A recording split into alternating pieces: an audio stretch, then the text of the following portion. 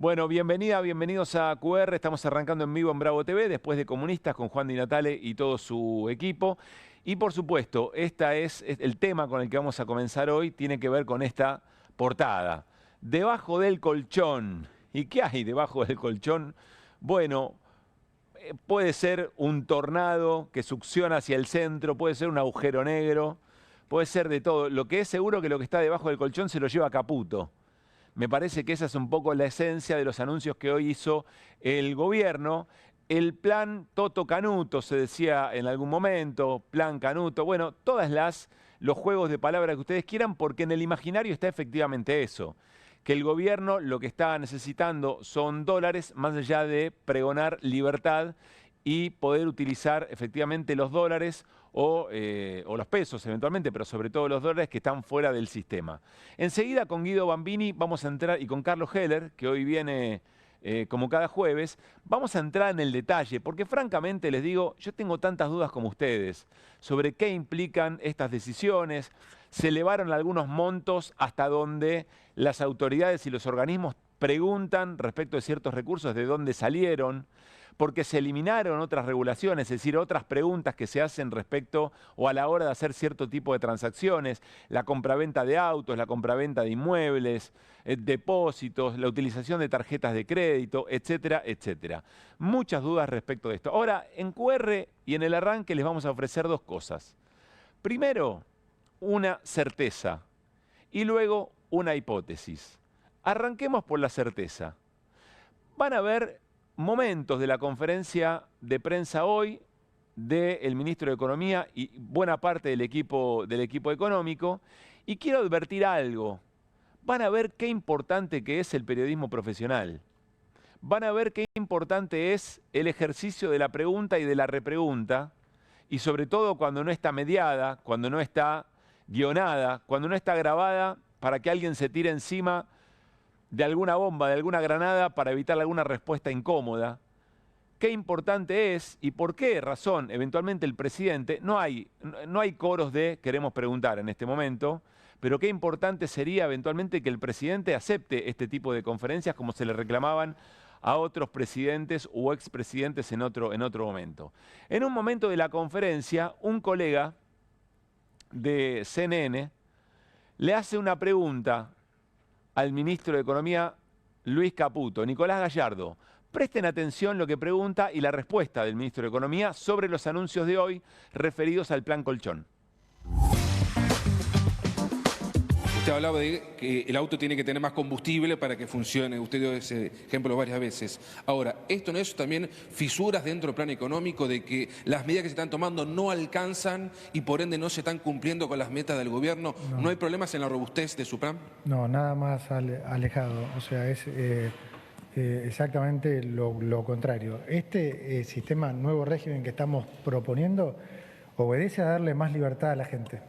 No hacemos estimaciones de lo que la gente puede gastar o no. Tiene un objetivo de devolverle a la gente la libertad de usar ahorros que el mismo Estado los forzó a llevarlo al canal informal.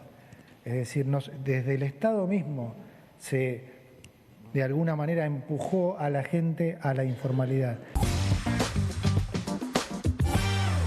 Bueno, toda una teoría repetida, desde Adorni hasta el propio Caputo, de que en realidad es responsabilidad del Estado y de sus reglas que empujaron a la informalidad, y lo que están haciendo ahora, ni más ni menos, es darle libertad a la gente. Es muy importante esto. Le pregunta el periodista, pero usted habló antes, dijo que le faltaba nafta al auto. El auto es la economía y la nafta son los dólares. Y entonces dice, ¿no muestra alguna fisura? ¿No muestra poca robustez del plan económico? De ninguna manera, le dice Caputo, no tiene nada que ver con esto. Ni siquiera nos interesa cuánto dinero podría llegar a entrar. Ni hicimos la cuenta, eso no nos importa. Lo único que nos importa es darle libertad a la gente. Muy rápido en el programa pedimos VAR, el VAR de la política de QR. Y se lo vamos a tirar al propio ministro de Economía, porque en el arranque, cuando da el marco general de los anuncios, escuchen con atención lo que dice. Algunos bancos ya no tienen pesos. Porque, como digo, nosotros fuimos a un esquema monetario muy rígido. No emitimos pesos desde hace un año. Entonces, nosotros necesitamos, para seguir creciendo la economía a estos niveles, que están en torno al 6%, necesitamos que la economía se remonetice. ¿Qué quiere decir esto? De vuelta, que haya más dinero en la economía. ¿Y por qué digo dinero y no necesariamente pesos? Porque estamos en competencia de monedas y a nosotros nos da lo mismo que la remonetización se produzca en pesos o en dólares. Ah, pero el asunto era distinto entonces. Cuando arranca la conferencia, Caputo dice, está creciendo la economía y necesitamos remonetizar. ¿Qué es remonetizar? Volver a poner moneda en circulación. Decimos moneda porque no necesariamente pesos, ¿eh? Guiño, guiño. Necesitamos los dólares. El ministro de Economía dice, estamos haciendo esto porque necesitamos remonetizar la economía. Y más tarde le pregunta el colega, pero usted dijo antes que estaban necesitando remonetizar la economía. Metáfora perfecta, que el auto necesitaba nafta. No, nada que ver. Todo esto tiene que ver solamente con darle libertad a los argentinos y argentinas que alguna vez el Estado los expulsó a la informalidad. Bueno, acá está nuestra certeza. Permítanos sospechar, ministro de mínima, que lo que a usted le preocupa es que el plan económico llegue a término y que necesita dólares para eso y dólares que no tiene. Y que está buscando un puente más para tratar de llegar al propio objetivo. Parece ser este el eje. Se lo vamos a preguntar, insisto, a Guido Bambini y ya está Carlos Heller para charlar con él sobre este mismo tema. Pero hubo más, porque ustedes recuerden que llegamos a esta parte, a este punto, con una generación de expectativa del gobierno sobre lo que podía implicar esta situación. No terminaron de decirle blanqueo, pero de alguna manera decía, nunca nadie va a volver a preguntar nada más de dónde viene el dinero. No es solamente una medida que empieza y termina, es un cambio de régimen. Nadie va a preguntar nada. Y entonces un colega, otro colega, en la conferencia de prensa, donde valen las repreguntas, donde se hace y se ejerce el periodismo profesional, ese que al presidente le molesta, le dice, pero a ver, quiero que quede claro, entonces no va a haber reporte de operaciones sospechosas, que es cuando hay algún tipo de movimiento, depósito que supera los límites. Entonces todo el sistema se pone en alerta y dice, che, guarda porque acá hay algo que no es habitual, esto es llamativo. Es importante ver de dónde vino, para tratar de ver si es producto de algún tipo de ilícito y de cuál, eventualmente. Se lo pregunta el colega y quien contesta es Silvina Rivarola, que es directora del Banco Central, que está al lado de Bausili en la misma conferencia de prensa. Escuchen con atención.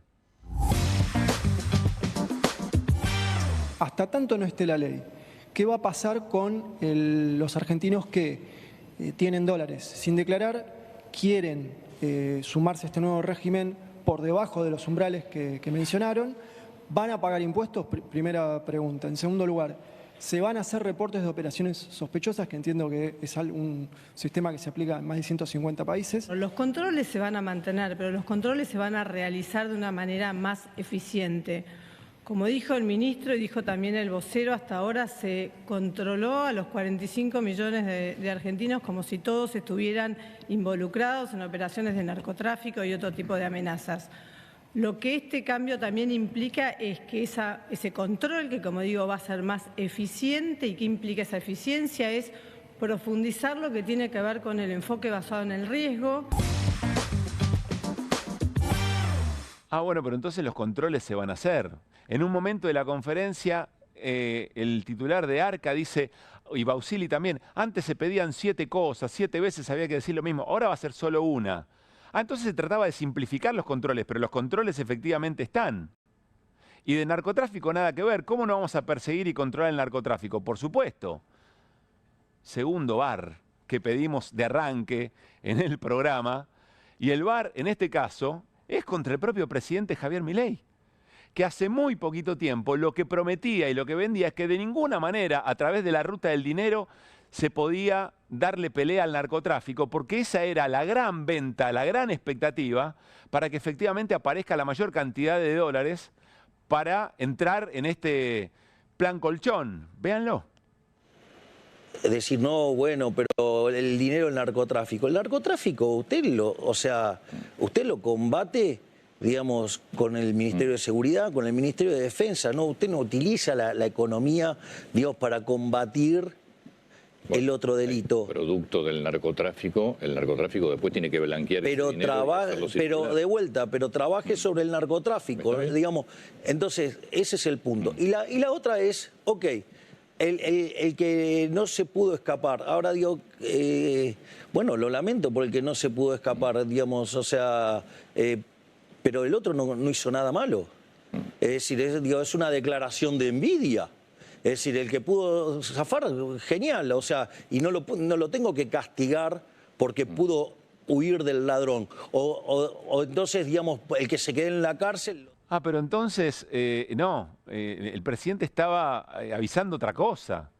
El presidente estaba diciendo que la ruta del dinero de ese delito no tiene nada que ver con combatirlo. Entonces, ¿cuál sería el problema? O hay que avisarle al presidente Javier Milei, que es mucho peor declarante, inhábil declarante que lo que él cree, o en todo caso nadie le pasó el repertorio a los funcionarios y funcionarias que estaban en la conferencia de prensa que decían todo lo contrario. Que es muy importante seguir esa ruta del dinero y que eventualmente, por supuesto que van a estar los controles. El mensaje es muy confuso y acá viene la hipótesis. El gobierno generó una expectativa, probablemente estaba pensando en otro tipo de anuncio y en un momento le empezaron a llegar correos electrónicos de todos lados, sobre todo de organismos internacionales para avisar, che, mirá que esto no lo vamos a avalar de ninguna manera. Y entonces el anuncio, probablemente, fue mucho más difuso, mucho más improvisado. Todavía no hay nada escrito, por otra parte. Es todo el pico de Adorni y de los funcionarios que ahí estuvieron, Caputo, Auxilio, etcétera. Pero finalmente no se termina de entender qué es lo que vale y qué es lo que no vale. Si van a perseguir o no van a perseguir. Las transacciones están registradas, pero Arca va a ser como que no ve nada, pero van a quedar ahí. Entonces dicen en la conferencia de prensa que va a ir una ley al Congreso, algo así como de inmunidad para que los que entren en este tipo de operaciones después nadie los pueda volver a revisar. Es todo un despiole, es poco claro, no es serio. Me animo a decir que nadie va a entrar seriamente a ponerse en riesgo respecto de ese dinero que de alguna manera algún delito cometió por estar fuera del sistema. O evadió impuestos o es producto de actividades y de crímenes más complejos. Entonces volvemos a la certeza. Les dijimos en la apertura de QR, a una situación difícil de entender que ahora vamos a tratar de pasar en limpio, una certeza y una hipótesis. Y la certeza es que el gobierno está desesperado por los dólares. Que el gobierno tiene un problema muy serio para tratar de seguir sosteniendo el tipo de cambio y eventualmente continuar con un plan platita, con esta estabilidad que tiene un costo muy, pero muy grande, por lo menos hasta las elecciones. Ni bien cerró un acuerdo con el Fondo Monetario y ni bien está terminando un blanqueo en estos días o terminó en estos días. Es muy interesante el rol del periodismo profesional. ¿Vieron? Por eso hay tanto temor a la repregunta. Por eso es un gobierno que quiere que se odie al periodismo profesional, al periodismo tradicional. Miren con qué dos cositas nada más se pone en jaque un anuncio que parecía ser el anuncio del año, el que iba a solucionar y que le traía mayor libertad a la gente, y veremos en qué queda. Va a ser interesante ver después en la letra chica y efectivamente qué es lo que ocurre. A todo esto, vieron que siempre se dice, qué bárbaro Tato Bores, ¿no? Siempre vigente. Bueno, no era Tato Bores, Tato un crack, por supuesto, porque lograba sintetizar de una manera muy sencilla la esencia del problema económico, social y político de la Argentina en su momento. Pero el problema no era Tato, la virtud no era el Tato. Es el problema de que siempre buscan lo mismo, que siempre se aplica lo mismo. Entonces, lo de Tato en la década del 90 aplica perfectamente para el hoy, porque no hay mucha novedad, porque todo esto ya se hizo en algún momento y quizá a quien le falta memoria o a los que nos falta reflejo es a nosotros mismos respecto de cosas que ya han pasado y que sabemos cómo terminan. Tato. Nosotros le pasamos el rastrillo al país, lo dejamos sin un mango, no queda un austral ni para remedio, no se emite, la gente no tiene guita para comprar dólares, el dólar baja. Digo, espere a ver si entendí bien. Ustedes con los impuestos a la tarifa, los tarifazos, guadañan toda la boca, la gente se queda sin guita, no compran dólares, el dólar es bastante, me dijo. Aunque usted tiene cara de comentarista económico, se ve que va entendiendo algo, pero ministro, dijo, escúcheme una cosa, la gente está más seca que galleta de campo, no solamente no puede comprar dólares, sino que no puede comprar morfi, no puede comprar remedio, no puede comprar pastillas, no puede comprar pincha, ni peina, ni peineta, nada puede comprar. Son pequeños detalles, Tato me dijo mientras me regalaba una oblea que decía no tengo estéreo. Son pequeños detalles de la microeconomía doméstica. A nosotros lo que nos importa es la macroeconomía, Tato. Créame que en poco tiempo le vamos a cambiar la cara al país. Pobre. ¿Lo van a desfigurar más? Todavía no, Tato, no. Lo único que nosotros les pedimos es un pequeño esfuerzo hoy para que mañana podamos tener la Argentina potencia con la que soñaron nuestros mayores.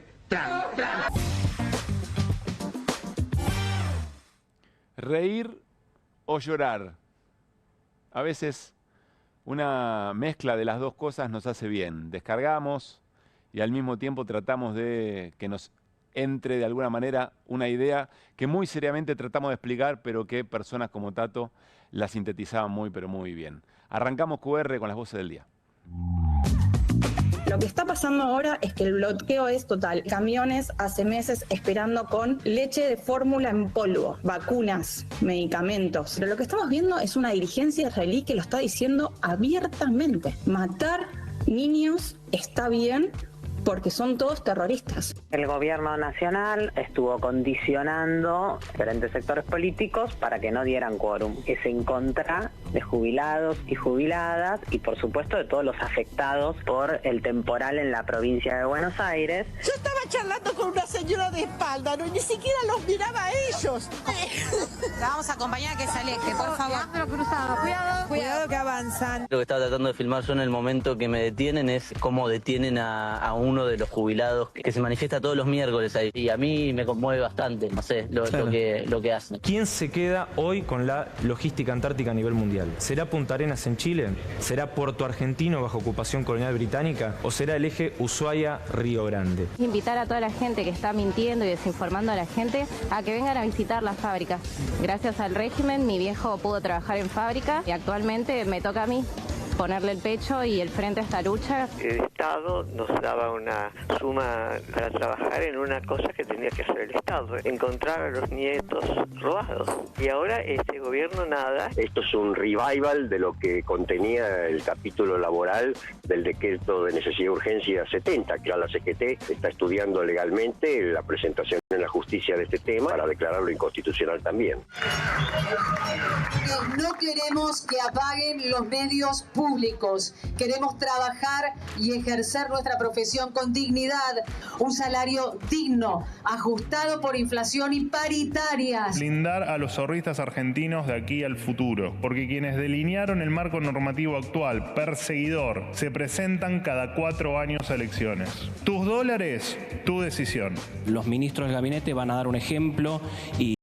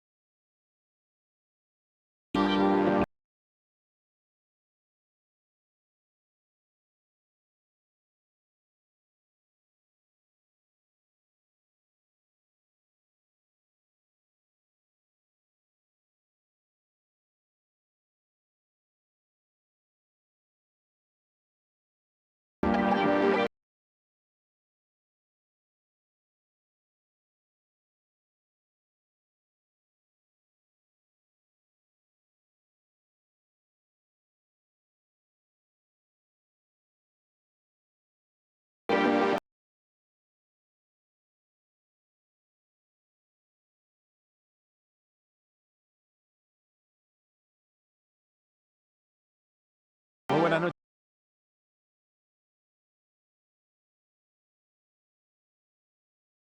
Mariano Hamilton, Guido Bambini, ¿cómo están? Buenas noches, ¿cómo va? El plan que trajo el gobierno para sacar los dólares del colchón y meternos en la economía, ¿de qué se trata, Guido? ¿Cómo lo explicamos? Bueno, primero expliquemos un poco de qué se trata. 4 grandes puntos que lo tenemos en una placa. En primera instancia, vos lo adelantabas, se derogan los regímenes de información. Es decir, que a ARCA no le van a tener que dar explicaciones o efectivamente dar información, cualquier compra con tarjeta de crédito y débito, compra-venta de autos, inmuebles, bueno, no se tiene que informar nada a ARCA. En segundo punto, la actualización de montos para reporte de operaciones financieras. Esto es, una extracción pasa a ser de 10 millones de pesos la única que tiene que ser informada. A partir de ese monto, una transferencia... Antes nadie pregunta nada. Exactamente, bien. Una transferencia de 50 palos. En un agente de bolsa, antes todas las transacciones eran informadas, ahora a partir de los 100 millones de pesos. En tercer lugar, un régimen simplificado de ganancias, en donde no te van a controlar en función de cómo evolucionó tu patrimonio y los consumos que hiciste. Entonces hay un claro incentivo a declarar menos. Digo, si solo me van a cobrar ganancias a partir de mis ingresos, bueno, hay un claro incentivo a declarar menos, si no me van a contrastar con el aumento de mi patrimonio y con el aumento de mis consumos, efectivamente si lo que yo estoy declarando, claro, que me está ingresando, es lo que efectivamente me ingresa o si estoy subdeclarando.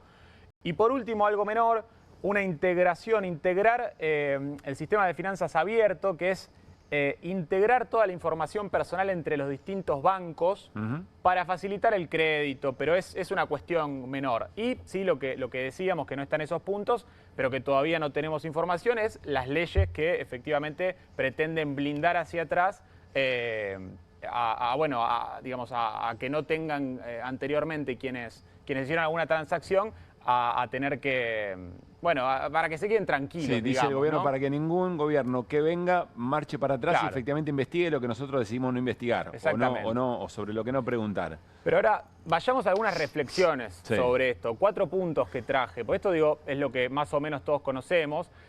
En primera instancia, digo, quienes tienen los dólares, ¿no? La gente que tiene los dólares, los compró para cubrirse de la inflación, para cubrirse de la devaluación, ¿no? de un salto cambiario, claro, como ahorro, el canuto. Mi pregunta es, ¿por qué ahora van efectivamente a volcarlos para remonetizar la economía? Y bueno, y ahí me hizo acordar a este tuit del año pasado de Caputo, que planteaba que, los dólares que iba a tener que vender la gente para poder pagar impuestos. Los pesos emitidos son por compras en el Mercado Único Libre de Cambio. El objetivo siempre fue secar la plaza de pesos. Lo que decía Tato. Claro. Lo digo desde la primera entrevista, es primera. Pero bueno, todavía algunos no se convencen. La realidad probará que en breve la gente va a tener que vender dólares para pagar impuestos y el peso va a ser la moneda fuerte. 18 de julio de 2024. Me parece que la única forma de remonetizar la economía vía dólares es con esta economía en donde el consumo no repunta. ¿Qué es remonetizar la economía? Porque lo dijo generar primero... más medios de pago. Digo, si la economía crece como planteaba Caputo, más allá del dato malo de marzo y de algunos datos anticipados de abril que vienen mal, si la economía crece, requiere más circulante para hacer las distintas transacciones, puede ser pesos o en este caso Caputo también planteaba de que podrían ser dólares en esta competencia de monedas. Pero digo, me parece que a la gente le tiene que ir mal para que tenga que reventar el canuto para pagar impuestos. O sea, hay una apuesta a que la gente le vaya mal, no pueda pagar las tarifas eventualmente y otras cosas, y entonces vaya a buscar los dólares del colchón. Y a mí la verdad que otra forma de remonetizar la economía con el canuto no se me ocurre, que es la que dijo el año pasado el ministro de Economía. Después estuvo, en segundo punto, medio confuso, lo veíamos. Estuvo confuso en la conferencia de prensa. Caputo primero habló de querer darle más libertad a los ciudadanos, ¿no? De que ese era su único objetivo. Claro, que el Estado fue opresor durante muchos años y que al laburante le estuvo, planteando de que era un evasor, de que era un delincuente, bueno, y que le venía a dar este gobierno más libertad para poder transaccionar libremente. Pero después planteó de que era para remonetizar la economía. Entonces, la verdad que queda confuso cuál es el objetivo. Y el objetivo, el tercer punto, es que el objetivo real de esto es que necesitan este dólar electoral. Necesitan este dólar en torno a la mitad de la banda, en la zona de 1.200 pesos. Están viendo de que se termina el segundo trimestre, el trimestre de oro de la cosecha gruesa, y están buscando un nuevo puente. En esto que permanentemente estamos hablando de los puentes de Caputo, se termina la cosecha gruesa y se necesita otro puente para llegar a las elecciones. con la inflación desacelerando, con el dólar planchado generando este efecto de riqueza. Pero Guido, perdón, acaban de conseguir un crédito descomunal del Fondo Monetario Internacional. 20.000 palos, sí.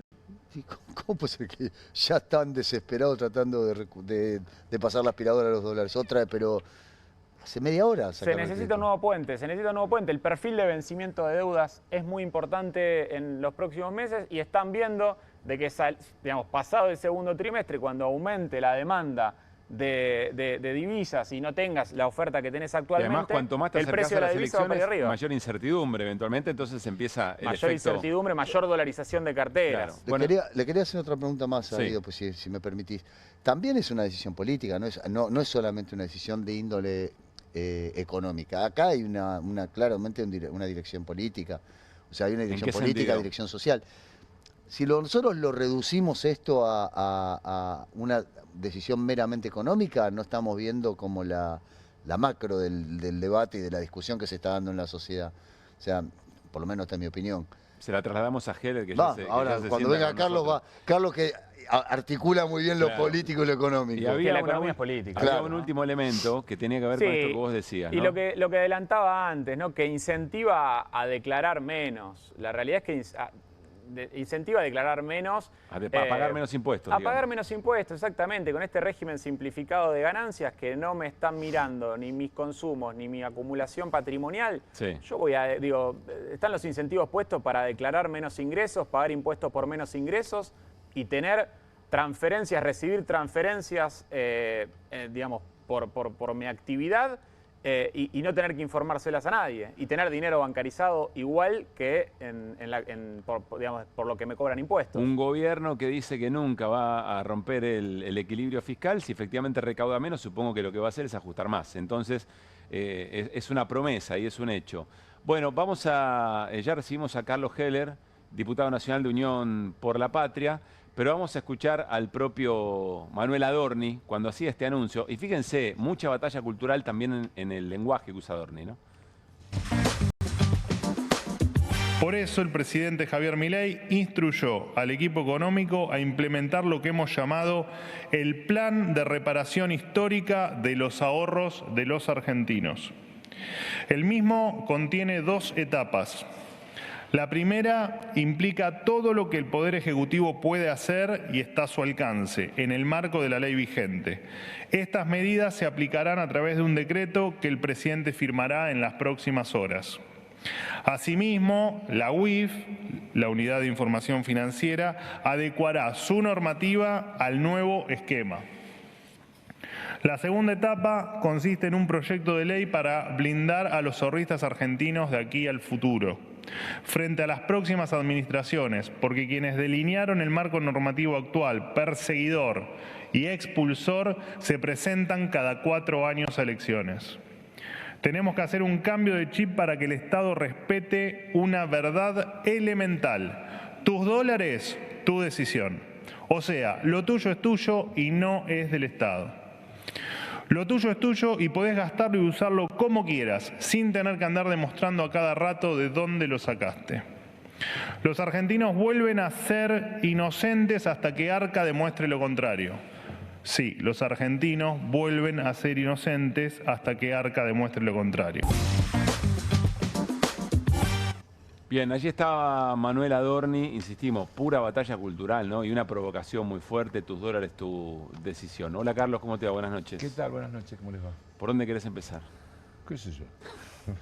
A ver, ¿qué balance haces del anuncio? Hay un montón de cosas, pero primero una cosa técnica. Sí. Estuve trabajando con mi gente en ver qué tiene de cierto esto de que no hay pesos. Y no es cierto. Cuando Caputo dice la remonetización, la necesidad de remonetizar. La base monetaria en abril del 2024 era 2.6 del PBI, ahora es 4.20, subió, hay más.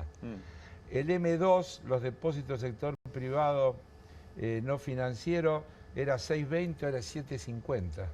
Y el M3, es todo completo, era 10.70, ahora es 12.80. Así que no es cierto eso siquiera. Y entonces, si no es para eso, ¿para qué es? Porque necesitan los dólares.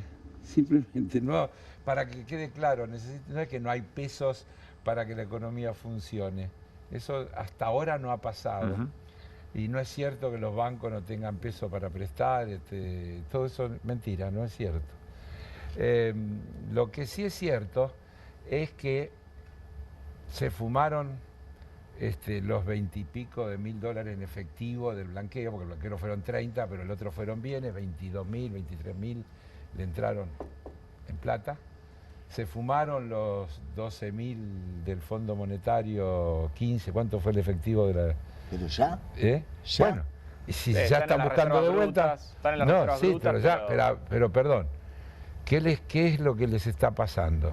Le está pasando que efectivamente en julio hay 8.000 y pico de millones de dólares de vencimientos, 4.000 de los bonos y después el otro tanto de intereses con organismos multilaterales, intereses con el fondo, etcétera, etcétera. Y entonces no pueden cumplir con la... No es que no lleguen desde el punto de vista de la caja, no pueden cumplir con la meta que tomaron con el fondo de acumulación de reserva que a fin de junio, fin de julio tienen que tener un monto y no lo tienen. Y entonces todo esto es para conseguir 10.000 millones de dólares, no 200.000 millones de dólares. Eso es un... ¿Por qué 10.000 millones? Porque es lo que necesitan y es por lo que... Escúchame, si en el blanqueo, con una ley, le entraron 22.000 y terminó la semana pasada, ¿por qué ahora van a llover los dólares? Hay solo una explicación. La explicación sería de que van a blanquear aquellos que no podían blanquear en el blanqueo anterior, porque la ley decía que, por ejemplo, los funcionarios públicos de los últimos 10 años, sus familiares, etcétera, no podían blanquear, y un montón de... Hay 3, 4 páginas en el decreto, en la ley de blanqueo, que son de los que no pueden. Entonces es probable que esté dirigido a algunos de esos que no pueden. Si no me equivoco, Felipe Solá fue gran protagonista. Claro, yo te iba a decir, Felipe Solá puede contar bien, porque yo también en ese momento era diputado, compartimos, y el bloque del que él formaba parte le puso como condición al oficialismo, al macrismo, que incluyeran ese punto en el blanqueo. Claro. Se aceptó y con eso obtuvieron los votos para aprobarlo y luego Macri lo vetó. Y si mi memoria no me falla, Felipe creo que le hizo un juicio en aquel momento a Macri, que no sé en qué habrá terminado, lo contará. Ahora se lo vamos a preguntar porque está con nosotros. Pero me acuerdo perfectamente, me acuerdo hasta de la escena, ¿no? Pero igual tampoco esto es nuevo. Tampoco esto es nuevo, como tampoco es nuevo lo del colchón, porque hoy he visto una réplica de una solicitada del 92 de Cavallo que llamaba a sacar los dólares del colchón. Creo que y lo decía tenemos por ahí. Que se terminó la persecución y qué sé yo cuánto. Que se puede dormir tranquilo. Como dice Tato... Ahí está, mirá, sáquenla del colchón. Sáquenla del colchón. Hace mucho que usted ahorra en moneda extranjera. Y claro, sucesivos gobiernos lograron a través de décadas de inestabilidad e inflación que muchos eligieran ese camino. Lo mismo que hoy dijo No Caputo, lo desaproveche. Empujar, es decir, las malas administraciones los empujaron a la informalidad. Ahora hay una excelente oportunidad para que usted invierta legalmente esos ahorros, regularizando al mismo tiempo su situación tributaria. Y yo te diría que es casi calcado. El argumento, las razones, lo que puede ocurrir, etcétera, etcétera. Finalmente termina diciendo, medítelo, decídase y quede en paz con su conciencia por su bien y por el del país. No, y hay un pie ahí. Y dice, algo de dormir tranquilo, si no me equivoco. No lo sube, claro. En el final. No lo puede subir. Abajo, para el otro lado. Y duerma tranquilo. Y duerma tranquilo, claro, y duerma tranquilo. Con el colchón. Ahora, 1992. 1992. Básicamente duerma. Bueno. Pero entonces yo lo que creo que lo primero que tendríamos que hacer es contextualizar bien el tema. Y para eso, nada más oportuno que tomarle la literalidad al presidente. Esto que ustedes mostraron recién. El presidente está diciendo que los que pagan impuestos son unos giles y que el Estado criminal los ha perseguido y qué sé yo cuánto, y los temerosos que no se animaron se jodieron porque tuvieron que pagar impuestos, pero no hay por qué castigar a los valientes que se animaron a desafiar al Estado criminal. Lo dice todo el tiempo. También nos dijo que era un topo infiltrado dentro del Estado para destruirlo. Es decir, por más que la pintan o la disfracen, el tema es desarmar todo y dejar todo en manos del mercado. Eso es lo que hay que tener claro. Después lo quieren amortiguar, lo disfrazan. Ahora, pero aún así, y ahí seguimos en esa línea, sí, Carlos, pero aún así hoy en la conferencia de prensa, todos los funcionarios que estaban efectivamente desde ARCA, sí, desde directora del Banco Central, decían, no, de ninguna manera vamos a perseguir, ¿cómo vamos a habilitar? Pero no pueden decir otra cosa si le estaba la directora del fondo, la Julia Cossack, diciendo en la carta de intención del acuerdo que firmamos, el gobierno se comprometió a respetar los acuerdos internacionales en materia de lavado y todo lo demás. Es decir, y por eso el recul en chancleta, y por eso todavía no salió nada, y por eso están dando vuelta a ver qué cuerno hacen. A ver, menciona a Julie Cossack, que es funcionaria vocera del Fondo Monetario, que decía esto en estas horas. Following developments very closely on this, and of course the team will be ready to provide an assessment. I do want to also note, and this is included in our staff report, that the authorities have committed to strengthening financial transparency and also to aligning Argentina's AML-CFT, the anti-money laundering framework, with international standards, as well as to deregulating the economy to encourage its formalization. So any new measures, right, including those that may be aimed at encouraging the use of undeclared assets, should be, of course, consistent with these important commitments. Hay quien tomó este mensaje diciendo el apoyo del Fondo Monetario a las nuevas medidas. En realidad lo que le está avisando es hagan lo que quieran, pero guarda que hay estándares internacionales que no se puede. Claro, bueno. Por eso digo, para que si no nos quedamos a veces en lo marginal, en lo chiquito. La otra cosa que hay que decir es que el gobierno dice hasta el cansancio que el equilibrio fiscal es su objetivo prioritario.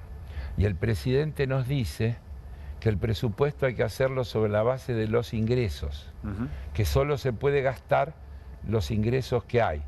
Como hablan de bajar los ingresos, obviamente están diciendo... Es menor recaudación, lo que he seguido. Obviamente están diciendo que van a seguir recortando del lado del gasto. Claro. Y con una meta de superávit mayor a la que pide el FMI. Claro, pero aunque fuera para cero, Guido, porque está desincentivando que se paguen los impuestos, con lo cual va a haber menos recaudación. Y dicen que van a eliminar impuestos, claro, va a haber menos recaudación y van a mantener el equilibrio fiscal. Por lo tanto, eso no se puede hacer. Por el lado de los ingresos seguro que no se mejora. Entonces tenés que hacerlo por el lado del gasto. Se está confesando. Para que quede claro, nosotros pensamos exactamente lo contrario. Y ahí viene la consideración política. El presupuesto debe hacerse sobre la base de las necesidades. Y luego tenés que salir a buscar los ingresos para atender esas necesidades. O sea, por ejemplo, ¿qué sistema de salud querés? Claro. La discusión de jubilaciones. Todo, las jubilaciones. Claro, entonces yo tengo que resolver el problema. Después digo de dónde sale. No, esta es la plata, a ver cómo la reparto. Y además, como cada vez tengo menos plata, tengo menos para repartir. Y sigo ajustando hasta el infinito. Por eso voltean la sesión de diputados, por eso hacen todo lo que hacen. Que es una miseria desde el punto de vista de impacto económico, pero que conceptualmente para ellos es muy importante porque es reafirmar una política. Claro. Pero nosotros ni siquiera le tenemos que aceptar discutirlo desde el punto de vista del costo. Se lo tenemos que discutir desde el punto de vista del derecho, porque si no vamos perdiendo la batalla cultural. Mirá, yo veo, por ejemplo, ayer en las manifestaciones, no, pero estábamos en la vereda y nos pegaron en la vereda. Ya el asunto es decir que en la calle está bien que te peguen, está mal que te repriman, no tienen que reprimir. Vamos haciendo concesiones sin darnos cuenta y esa es la batalla cultural. Ahora estamos defendiendo que no nos peguen en la vereda. Es gravísimo y nos van ganando. En ese movimiento estás legitimando que te fajen en la calle. Y si vos argumentás que en realidad es muy poco el costo. Es muy poquito, lo que estoy diciendo es que estoy convalidando la idea de que hay que hacerlo con los recursos que se tiene. Y yo digo, es al revés, porque si esos entre 200 y 400 mil millones de dólares que no han pagado impuestos, como mínimo. Sí. Como mínimo. O sea, el mínimo delito sería no pagar impuestos. Claro, que no han pagado impuestos como mínimo. Si eso estuvieras en una economía transparente, donde todo fuera en blanco, entonces no tendríamos la informalidad laboral que tenemos y los aportes previsionales serían mayores y la caja no tendría... O sea, hay otra manera de trabajar, porque no es, voy a decirlo una vez más, nosotros no somos hinchas del déficit fiscal, lo que somos enemigos del ajuste. Entonces, el equilibrio fiscal, en todo caso, es un objetivo a lograr con crecimiento de la economía, con mayor formalidad de la economía, con mejorar los sistemas productivos, con trabajar contra las ineficiencias que tengan también todos los sistemas. No hay que defender porque sí. Si hay ineficiencia hay que corregirla. Pero espera, yendo a la batalla cultural y volviendo al tema de la guita que está afuera. Afuera del sistema o eventualmente afuera del país. El gobierno lo que dice es, hay tanta presión fiscal que el Estado y esas políticas empujaron a la gente a que informa. La batalla cultural empieza por ese tema de la gente. Porque la gente dice. ¿Quién es la gente? Claro. La gente son los desocupados, la gente son los jubilados, eso ninguno tiene dólares. Nos van llevando de la nariz con las cosas. Pablo, discúlpame que hoy está muy bien. Estás encendido, Carlos, quiero decirte. Pero es que es así. La gente es toda la gente. Alguna parte de la gente tiene dólares. Alguna parte de la gente tiene dólares porque no confía en el sistema y son por ahí plata que ganó y pagó los impuestos y después fue al mercado paralelo porque no podía acceder a un mercado formal y compró dólares y lo guardó en una caja de seguridad. Eso puede suceder, también esa es una parte de la gente. Y otra parte de la gente los tiene porque evadió los impuestos como mínimo, o producto de otros delitos más grandes, porque cuando te encuentran en un barco no sé cuántos kilos de cocaína, ¿por dónde pasa eso? Yo hoy le decía... pero el presidente dice que lo económico no tiene nada que ver, que la ruta del dinero no tiene nada que ver para combatir el narcotráfico. Bien, está en contra de todo lo que dice el mundo entero y lo que está legislado en el mundo entero. Se lo hizo saber Juli Cosa. Claro, no, pero es así, todo lo que hay. Pero yo le recomendaría al presidente que vea El Padrino. Bueno. Yo le recomendaría al presidente que se vea El Padrino. Yo lo vengo diciendo estos días. ¿Cuál era la preocupación de Corleone? Corleone ya no quería ganar más plata, no quería hacer más negocios. La preocupación de Corleone era cómo convertía toda esa plata que tenía en plata utilizable. Cómo la blanqueaba. Cómo la blanqueaba. Entonces viene todo lo que ahí aparece, aparece el Banco Ambrosiano en el medio, el Vaticano, todas las cosas que aparecen, tienen que ver con la búsqueda de los mecanismos para poder convertir en legal lo ilegal. Entonces, decir que se desprecia la vía del control, todo lo que se ha hecho en el mundo respecto de países no cooperantes, etcétera, que son los paraísos fiscales, etcétera, etcétera, es la búsqueda de ponerle algún límite, porque no es un problema argentino la guita que no paga impuestos, es un problema global. Para nosotros es un montón, pero en la guita que está en los paraísos fiscales, lo argentino es chiquitito, es poquito. Digamos, a nosotros nos resolvería. A nosotros sí, pero medido en términos globales. Entonces, es una cosa que no tiene sustento decir esto de que lo vamos a perseguir con el Ministerio de Seguridad y el Ministerio de Defensa y no con las medidas financieras. Las medidas financieras son la herramienta principal. Yo voy a decirlo al revés. Pero la contradijo los propios funcionarios que estaban hoy en la conferencia. Pero además yo te voy a decir, creo que es exactamente al revés.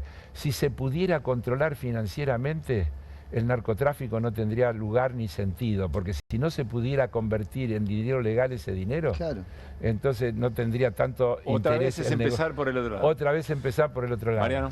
No, que Carlos recién hablaba de la literalidad del presidente, pero también comparto lo que decís sobre la batalla cultural, porque desde lo simbólico también Milei propone a veces cosas disparatadas. Él, por ejemplo, como presidente de la Nación, dice que va a hacer una obra de teatro en Alemania que va a recaudar plata y le va a dar la plata al Garrahan. Sos el presidente de la Nación, no necesitas hacer una obra de teatro para darle la plata al Garrahan, dásela. Claro. No, habría que preguntarle además quién se va a hacer cargo de los costos de los viajes, de todo lo que van a tener que ir a Alemania. Sí, claro. Pero lo simbólico es el topo destruyendo al Estado. El presidente de la Nación dice que va a hacer una obra de teatro y que va a donar la guita al Garrahan. Es disparatado. Sí. O sea, por donde lo mires. A ver, quiero entrarle desde otro lugar al tema y tenemos en línea a alguien con experiencia. Está Pepe Batela. José Batela fue titular de la Unidad de Información Financiera. Ajá. José, Pablo Caruso, todo el equipo de QR y Carlos Heller yo también los saludo. Saluda, ¿cómo anda? Muy buenas noches. ¿Qué tal? Buenas noches, un gusto estar con ustedes. Gracias por estar ahí. Carlos, bueno, te escucha Pepe para el saludo si querés. No, está bien. Pepe, ¿qué tal? ¿Cómo te va? ¿Cómo va? Bien, aquí estamos. A ver, José, tiempos difíciles. De todo lo que se ha anunciado hoy, la pregunta es, porque en algún momento le dijeron también en la conferencia que no había riesgo de que haya distinto tipo de blanqueo de dinero de delitos muy complejos, etcétera, etcétera. Y se regularon, además se modificaron, se pretende modificar las cosas que la Unidad de Información Financiera pretende regular. Con tu experiencia, ¿qué decís? ¿A qué abre la puerta lo que hoy se anunció?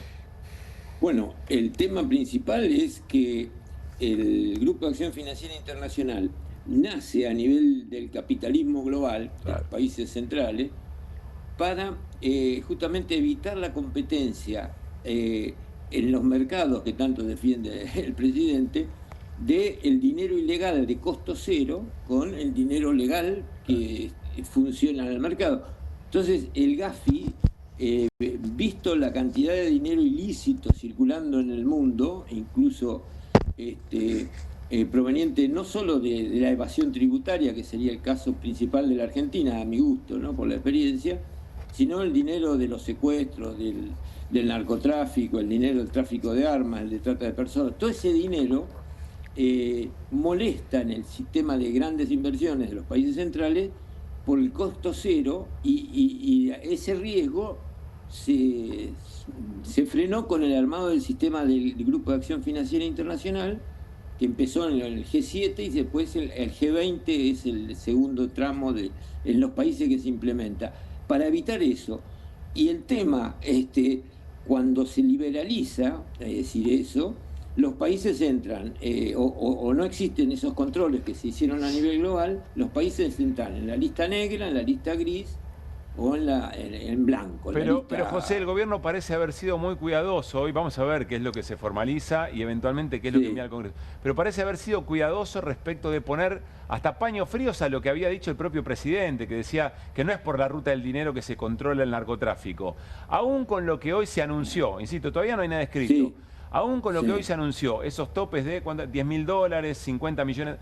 ¿Aún eso es riesgoso? ¿Nos pone en riesgo, digamos, de ser un lugar donde se puede lavar ese tipo de actividad? Y porque no es solo el sistema financiero, claro. Es un tema ligado al esquema de la explicación, por ejemplo, del RIGI que armaron. Si uno lee detenidamente, el RIGI ya no pregunta de dónde viene la plata, digamos, no se sabe el beneficiario final. Y si además son sociedades internacionales, sociedades de bolsa y demás, que encima en la actual propuesta que dijo el ministro, superan en mucho los montos de las personas físicas, lo que van a hacer las sociedades de bolsa, que esa sociedad de bolsa no se sabe quiénes son los propietarios finales, y eso justamente se evita con un sistema de reportes que, de acuerdo a lo que están planteando, esos reportes van a ser prácticamente no exigidos, con la rigurosidad con que hizo que la Argentina saliera de la lista gris. Llevó 4 años a armar todo un sistema de sujetos obligados, los bancos, los escribanos, los contadores, los abogados, todo lo que entraron en el sistema, hicieron que la Argentina demostrara a lo largo de 4 años que estaba en condiciones de ser un mercado transparente y de ser fuera la opacidad. José, y eso hizo que cayeran 2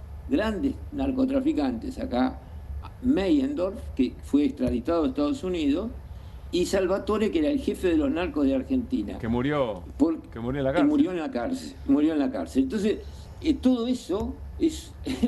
Al quitarle eso se hizo con la UIF como querellante, justamente porque el Gafi lo que decía, que Argentina no tenía condenas de lavado y demás, ni metía presos a los narcotraficantes. José, ellos saben... déjame hacerte una última pregunta, te lo voy a plantear de otra manera. Si cuando vos estabas en la UIF y en el gobierno en el cual vos representabas, se hubieran tomado estas decisiones, ¿qué se hubiera dicho, no solamente en la política, el resto de la política argentina, sino incluso en organismos internacionales que estaban viendo la escena? No, esto vamos a la lista gris de cabeza, de vuelta, como mínimo la lista gris, porque en realidad el proceso de la evaluación del Gafi última terminó en diciembre del 23. O sea, tienen que evaluar a fin de este año el 24 y el 25, en estos 2 años.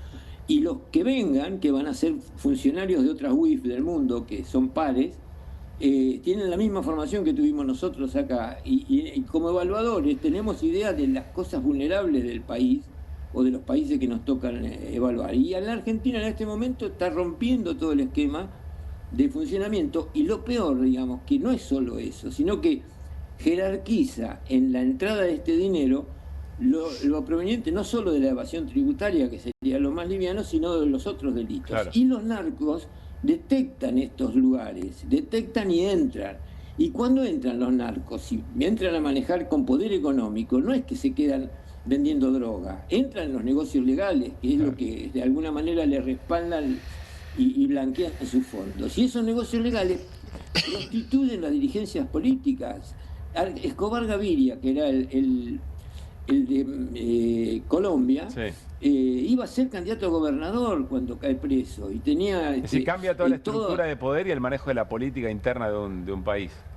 Pero aparte usan a los soldaditos, las capas medias bajas de nuestra sociedad van a tener a sus hijos disputando estudiar o ser soldado, y van a ganar muchísimo más siendo soldaditos. Prostituyen el esquema social y eso se paga con los años, eso, ¿no? Entonces el esquema de habilitar al ingreso de fondos opacos, para decir que no, de ilícitos, genera la aparición como poder económico real y poder político después de los narcos jugando en la política de los países. Entonces Argentina es un paraíso fiscal, con esto que están haciendo, vamos a paraíso fiscal y vamos a un país narco. Y hay complicidad inmediatamente de los sectores que aparecen, como aparecieron ahora ya en los negocios, digamos. José, gracias como siempre, un gusto escucharte, que estés muy bien. Bueno, gracias a ustedes. Un gran abrazo. Hasta luego. José Sbatella. Carlos, la última, y le voy a hacer la misma pregunta en un rato a Felipe Solá. Parece que Milei todo lo puede, que se envalentona con resultado electoral y avanza con una catarata de decisiones. ¿Qué le pone freno a Milei? Desde la política y como dirigente político, te pregunto. Las elecciones, ganarle las elecciones. Sencillísimo. Pero para ganar las elecciones tenés que construir. Bueno, pará. Legitimidad, representación. Vos preguntaste cómo lo frenás. Pero, no dijo que lo va a frenar. ¿Cómo se sale campeón? Haciendo más goles que el otro. Claro. Sí, claro. Y si no, ¿qué querés? ¿Cómo se sale, Pablo? Yo te pregunto, ¿cómo se sale? Ya esta conversación es algo habitual. Pero no, entre ustedes pero no, porque si no es trampa. Siempre es así, porque yo escucho, hoy se lo dije también a un colega tuyo en una nota que hice con un medio del interior. Los políticos, pongámosle nombre y apellido, no generalicemos porque está mal. Yo no digo los periodistas, porque yo creo que hay periodistas excelentes y hay periodistas que son un desastre. Y creo que con los políticos pasa lo mismo. Entonces, esa cosa de desacreditar a la política de manera global, es decir, seguro que no lo van a... ¿Sentís que mi pregunta desacreditó la política? No, pero eso está instalado y eso funciona todo el tiempo. Entonces, no hubo quórum, ¿qué va a haber quórum si los políticos? Mire, yo estuvimos sentados ahí. Yo no falté a una sesión nunca. No falté a una reunión de comisión nunca. ¿Por qué me van a meter en una generalidad? ¿Por qué me van a meter en una generalidad? Voy a volver a preguntar. ¿Qué es lo que le pone freno a Milei para las elecciones? La construcción.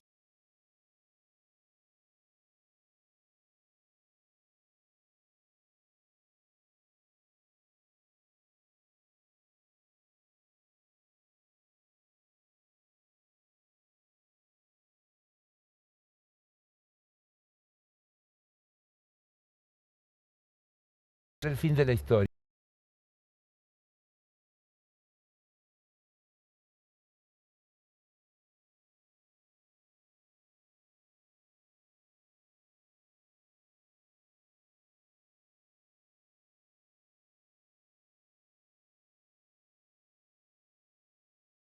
sino un capítulo.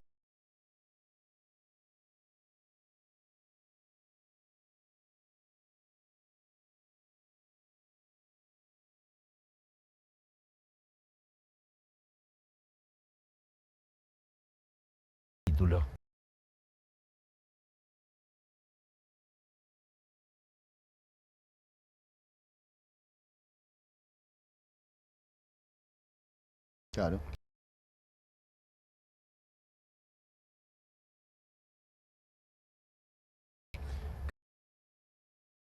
Carlos, gracias como siempre. A ustedes. Vamos a ir a la tanda y al regreso. Esta misma pregunta va a comenzar la entrevista con Felipe Solá y mucho más, por supuesto, para conversar con el ex gobernador de la provincia de Buenos Aires, ex legislador nacional y ex canciller. Ya venimos. Mercado te invita a Expo Industrias y Servicios 2025, el evento industrial del año, 19, 20 y 21 de agosto en La Rural, el punto de encuentro más destacado para la industria nacional e internacional. Invita Adrián Mercado.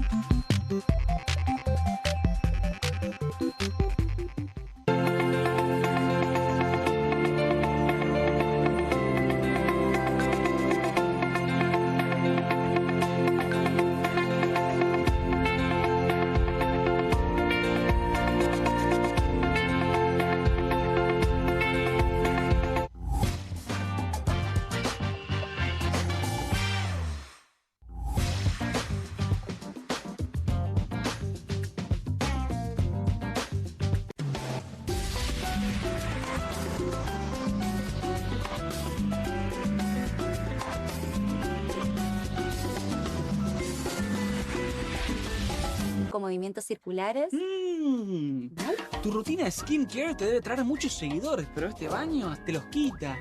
Pero si yo ya limpié mi inodoro con Harpic. Sí, pero te falta el resto de las superficies. Necesitas el Harpic Baños. El rojo, que saca manchas difíciles, desinfecta y deja impecable tu baño. Para cualquier desafío que te dé el baño, nada mejor que Harpic.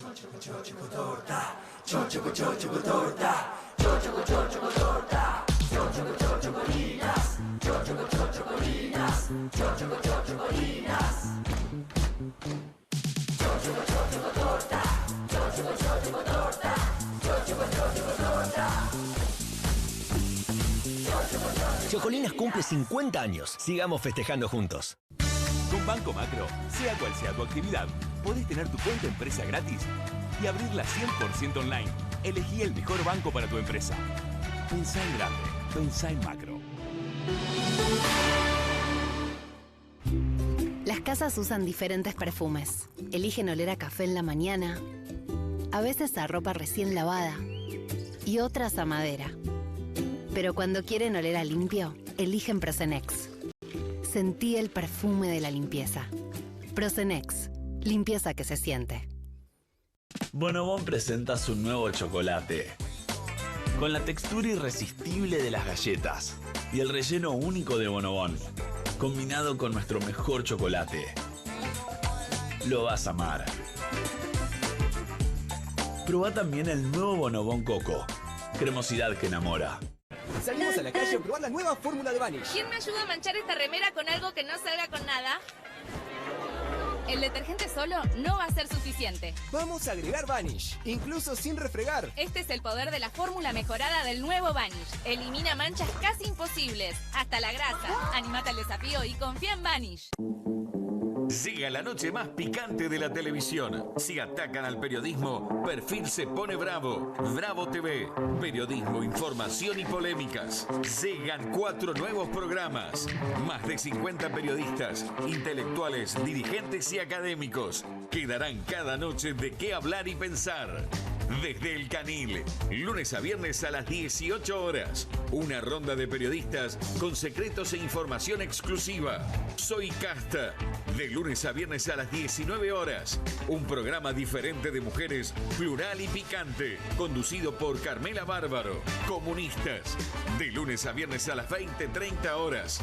Una mesa de intelectuales analiza la realidad del país en profundidad. QR, de lunes a viernes a las 22 horas, con la conducción de Paulo Caruso y gran equipo. La síntesis del día para un público que valora el periodismo crítico. Bravo TV, lejos del poder, cerca de la gente. Bienvenido a todo Latinoamérica. Caras TV llegó a DirecTV, el canal de las celebridades. Entretenimiento exclusivo las 24 horas del día. Más caras, con la conducción de Héctor Maugeri. Red Carpet, Caras News, Caras Realeza, Caras Fashion, Caras TV. Llegó a DirecTV. Contenidos exclusivos para toda Latinoamérica.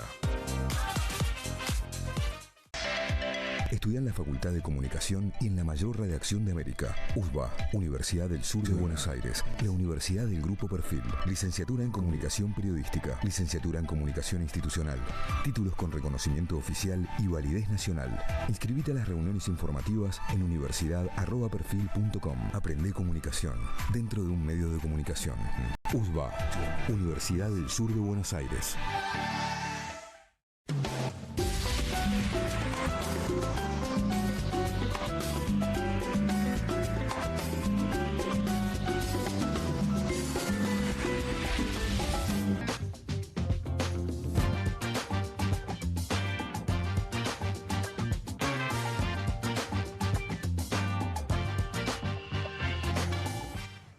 Muy bien, seguimos en QR, estamos en vivo por Bravo TV hasta las 12 de la noche y le damos la bienvenida a Felipe Solá. Felipe, ¿cómo te va?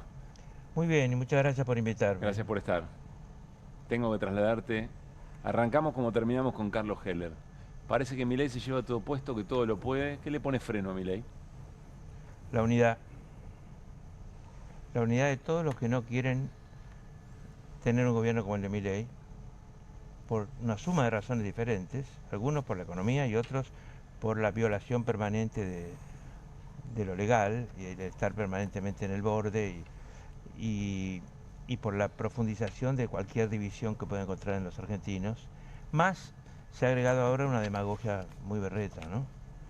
La idea de que llegaron ellos porque todos los demás eran culpables de todo, ¿no? Y seguir echando culpas. Es el método. Perdón, es algo berreta, pero funciona, efectivo. Por lo menos a ver, hasta acá. Digamos, vamos a ver, ¿por qué decís que funciona? Porque siguen. Porque vos me hiciste una pregunta, sí, y yo te dije la unidad, que es la unidad en general, no es solamente la unidad en la provincia de Buenos Aires, el peronismo. Que eso es la mínima unidad que debemos tener. Es una unidad mucho mayor. Y yo te voy a decir, vos decís que funciona. Yo cuestiono que funcione. ¿En qué sentido? ¿Qué experiencia electoral tenemos? La de algunas provincias, donde Milei ganó solamente cuando salió con el radicalismo, que tiene una mitad histórica, por decirlo así, en el Chaco. ¿No es cierto? Más o menos. Mitad que sube, mitad que baja, como la de Capitanich, el peronismo. Que es muy chaqueña, ¿no? Es muy chaqueña. ¿Qué otra experiencia tenemos de triunfo? ¿La capital de Salta? ¿Alguna otra más? No. Ciudad de Buenos Aires. Bueno, Ciudad de Buenos Aires. En realidad, una persona que no parece no tener ningún contenido, sino que ser simplemente una especie de títere de Milei, que es Adorni, de repetir lo que dice Milei, etcétera, y al que se lo aprecia en el gobierno porque dice exactamente lo que a lo mejor Milei quiere que diga y no le pone IVA ni le cambia, pero que no tiene la menor personalidad propia. Dice, yo soy Milei, y la única campaña es, este es Milei. Muy bien, ¿cuánto sacó? Sacó el 15% del padrón.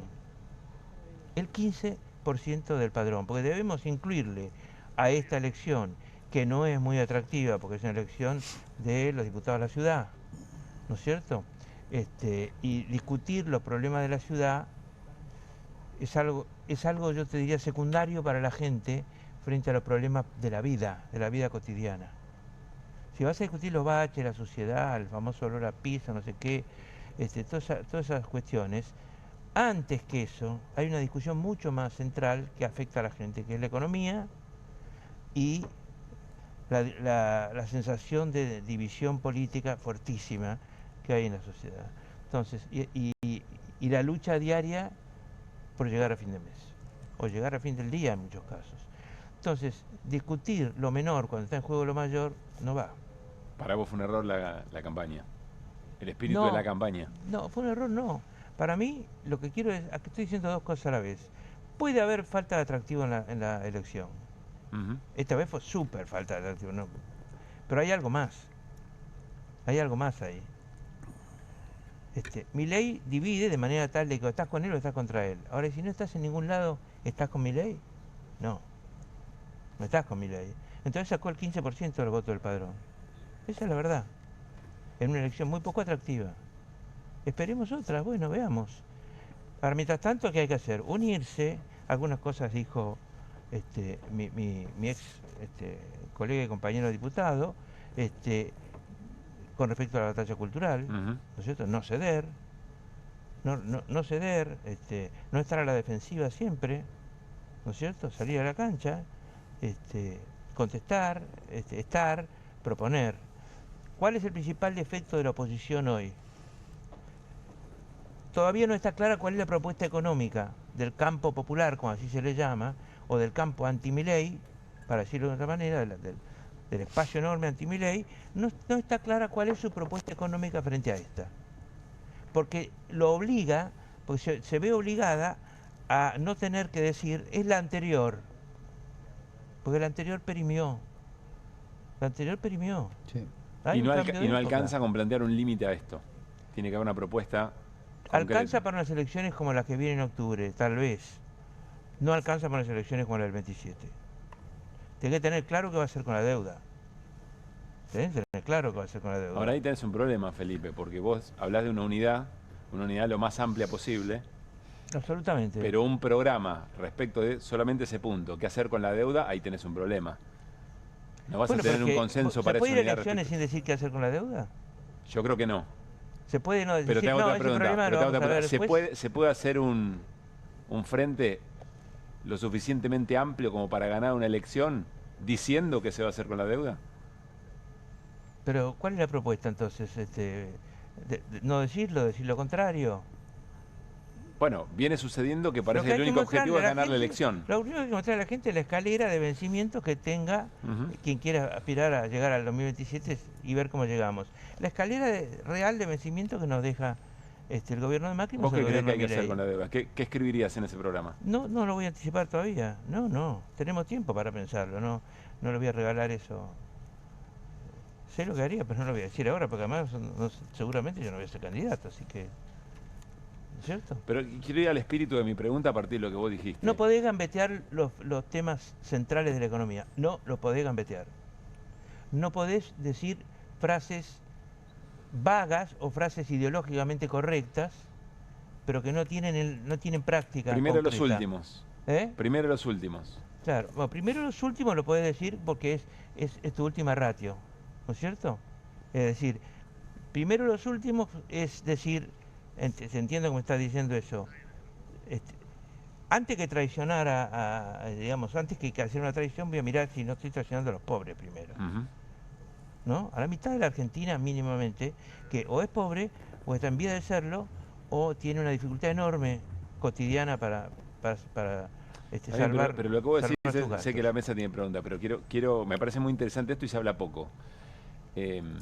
Vos decís, hay que definir un programa, hay que decir qué es lo que se va a hacer. El error fue no decir, todo el programa, no eslogan. No, definir todo el programa. Bueno, está bien, 3, 4 puntos. 3 o 4 o 5 puntos bien. Fuertes, pero ahora, en orden de prioridad además. Pero para vos después... Gobernar es priorizar. Está bien.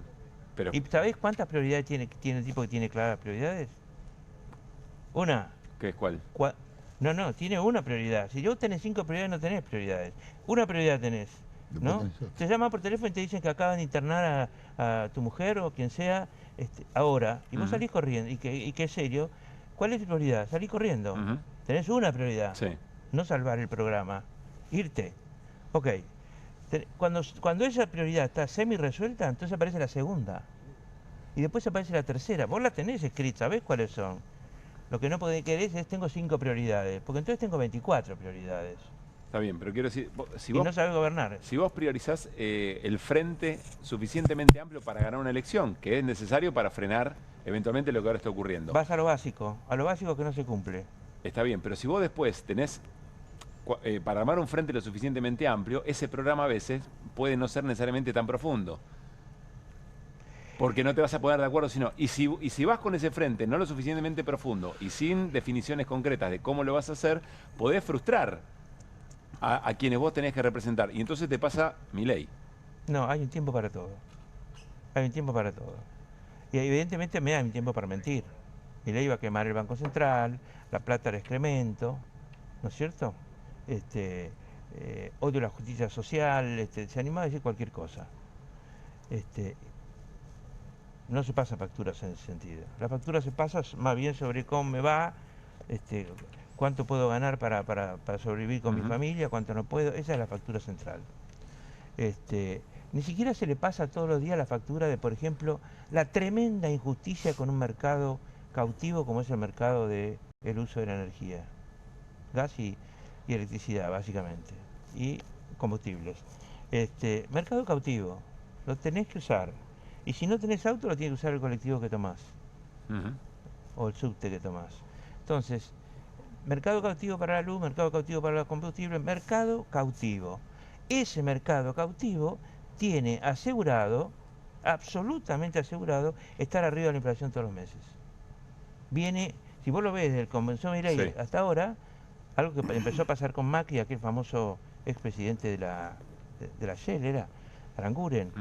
Bueno, Aranguren instaló que tenían que ser multimillonarios los dueños de centrales hidroeléctricas o los dueños de la distribución eléctrica, ¿no es cierto? O los dueños del gas. Instaló, porque lo instaló. Y lo hizo, puso unos precios exorbitantes. Ahora, Milei ha hecho precios mucho más exorbitantes, prohibitivos, ¿no es cierto? Que no se ven tanto en la capital, pero en cuanto salís a las provincias se ven, en las industrias, ¿no es cierto? Es mercado cautivo. Y vos decís que no se le pasa factura. ¿Cómo va a estar privatizado un mercado cautivo? Como si todos los argentinos necesitan algo, yo se lo doy a un privado. Y después lo desregulo. Es decir, ¿Eso está en el programa? ¿Está en el programa eso? No, pero estaría. Si fuera yo, si fuera presidente, como decía Tato Bores, si yo fuera presidente, por supuesto que estaría.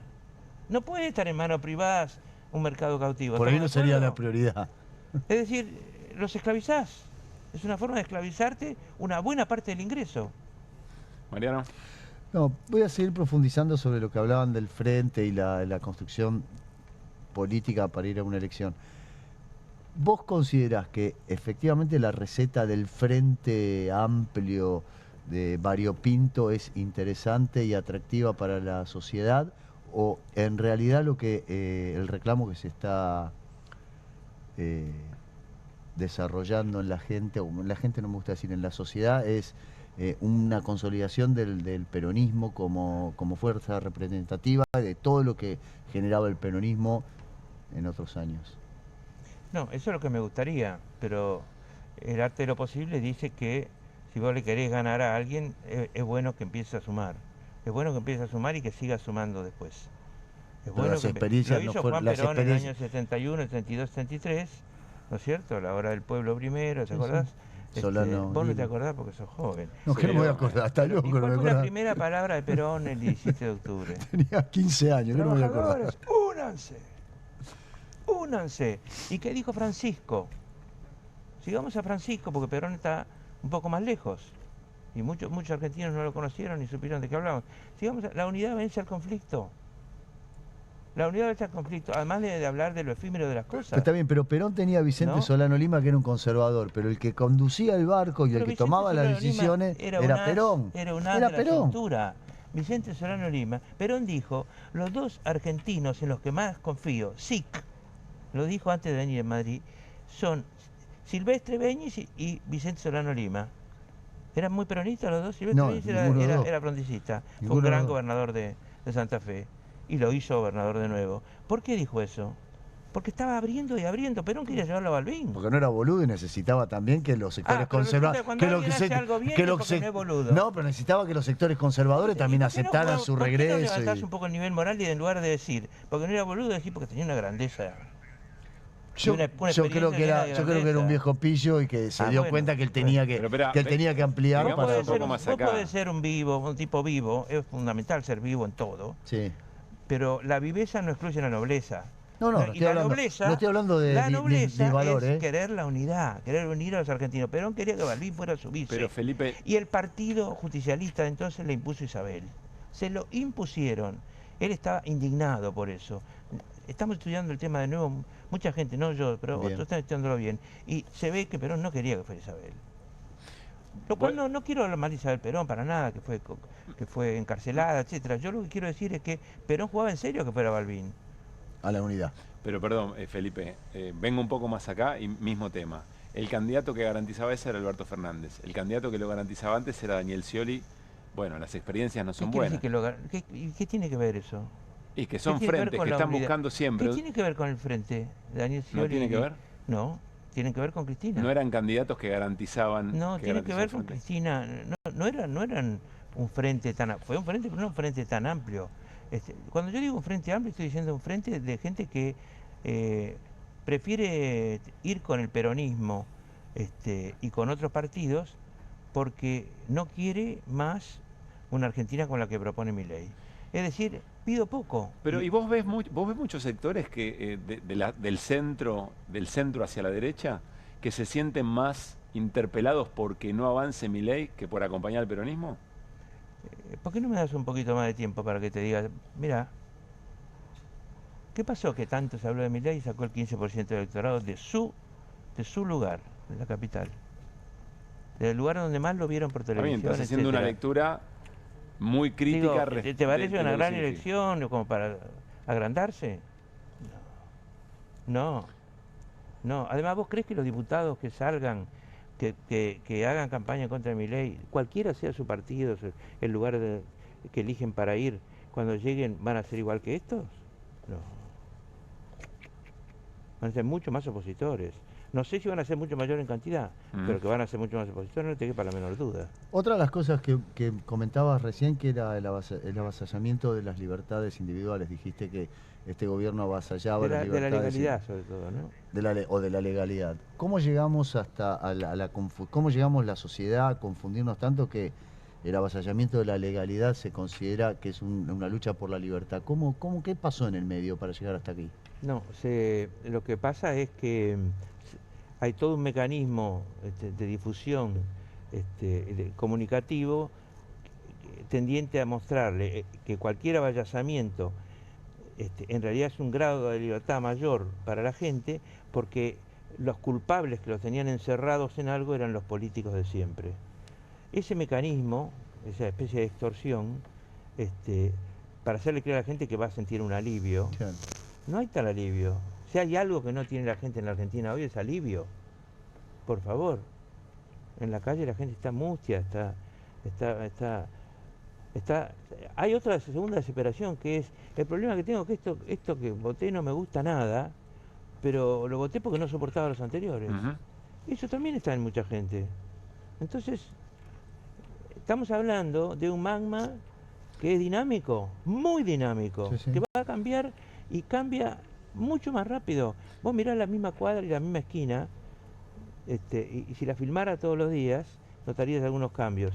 Pero los cambios están adentro de la gente, adentro de las casas, adentro de la gente. Ya vas a ver. Y Felipe, ¿cuál es el rol del dirigente hoy? Entiendo lo que decís respecto del futuro. ¿Cuál es el rol del dirigente hoy para tratar de interpelar a ese sector de la sociedad? ¿O tiene que esperar a que cambie el humor, a que haya una frustración muy grande con este gobierno? No, yo diría que el rol del dirigente hoy es pensar en la elección de la capital federal, por ejemplo, aunque no sea de la capital federal, pero vaya a enfrentar en octubre elecciones, pensar en esa elección y pensar, ¿por qué esa apatía? ¿Por qué él no le creo a ninguno, por ejemplo, que podríamos decir que quiere decir eso, ¿no? ¿Sabes por qué? Porque hace mucho tiempo que la gente que es elegida políticamente está muy lejos físicamente de las personas que sufren. Muy lejos. Quieren estar, pero no están. No tienen vocación de misioneros, ¿no? Esa vocación, Francisco hablaba siempre de la misión, ¿no? De la vocación de misionero. No hay vocación de misionero. La vocación de misionero le llamo a ir al lugar donde está lo más jorobado, ir al lugar donde se sufre más, ir al lugar donde está tal problema y sobre todo buscar Es muy difícil para alguien ser diputado, porque está en un lugar de 257 personas nacionales, por ejemplo, dar soluciones, pero no es difícil estar. Es decir, más que no es difícil, se puede estar. Y hay una lejanía, hay que acercar. Más que tacticismos y vos decís, tienen que ir ahí donde está el tenés que tener los sufrimiento de la mejores, gente. los tipos más sabios para manejar las redes sociales. Pero al mismo tiempo vos tenés que dar testimonio. Quiero hacerte dos preguntas finales, Felipe. La primera es, en función de lo que nos decís de tu lectura de la elección en la Ciudad de Buenos Aires, ¿qué aconsejás para la elección que se viene en la provincia de Buenos Aires? Al peronismo, ¿no? En la provincia yo creo que Kicillof camina bastante. No sé si toda la gente que dice ser de Kicillof camina igual. Algunos sí, otros no quiero ser injusto. Pero están, digamos, todos aquellos que tienen una representación en este momento, que son intendentes, que son concejales, que son legisladores provinciales y nacionales, tienen que sentirse interpelados por la ausencia. Todos tienen que sentirse interpelados todos tienen que pensar qué hemos hecho para que la gente crea que está la gente, los problemas y la política a un costado. Porque al estar la política a un costado, entonces viene un Herodes, viene un Nerón a incendiarte y la política no tiene autoridad moral para enfrentarlo o no tiene poder para enfrentarlo. Entonces hay que plantearse eso.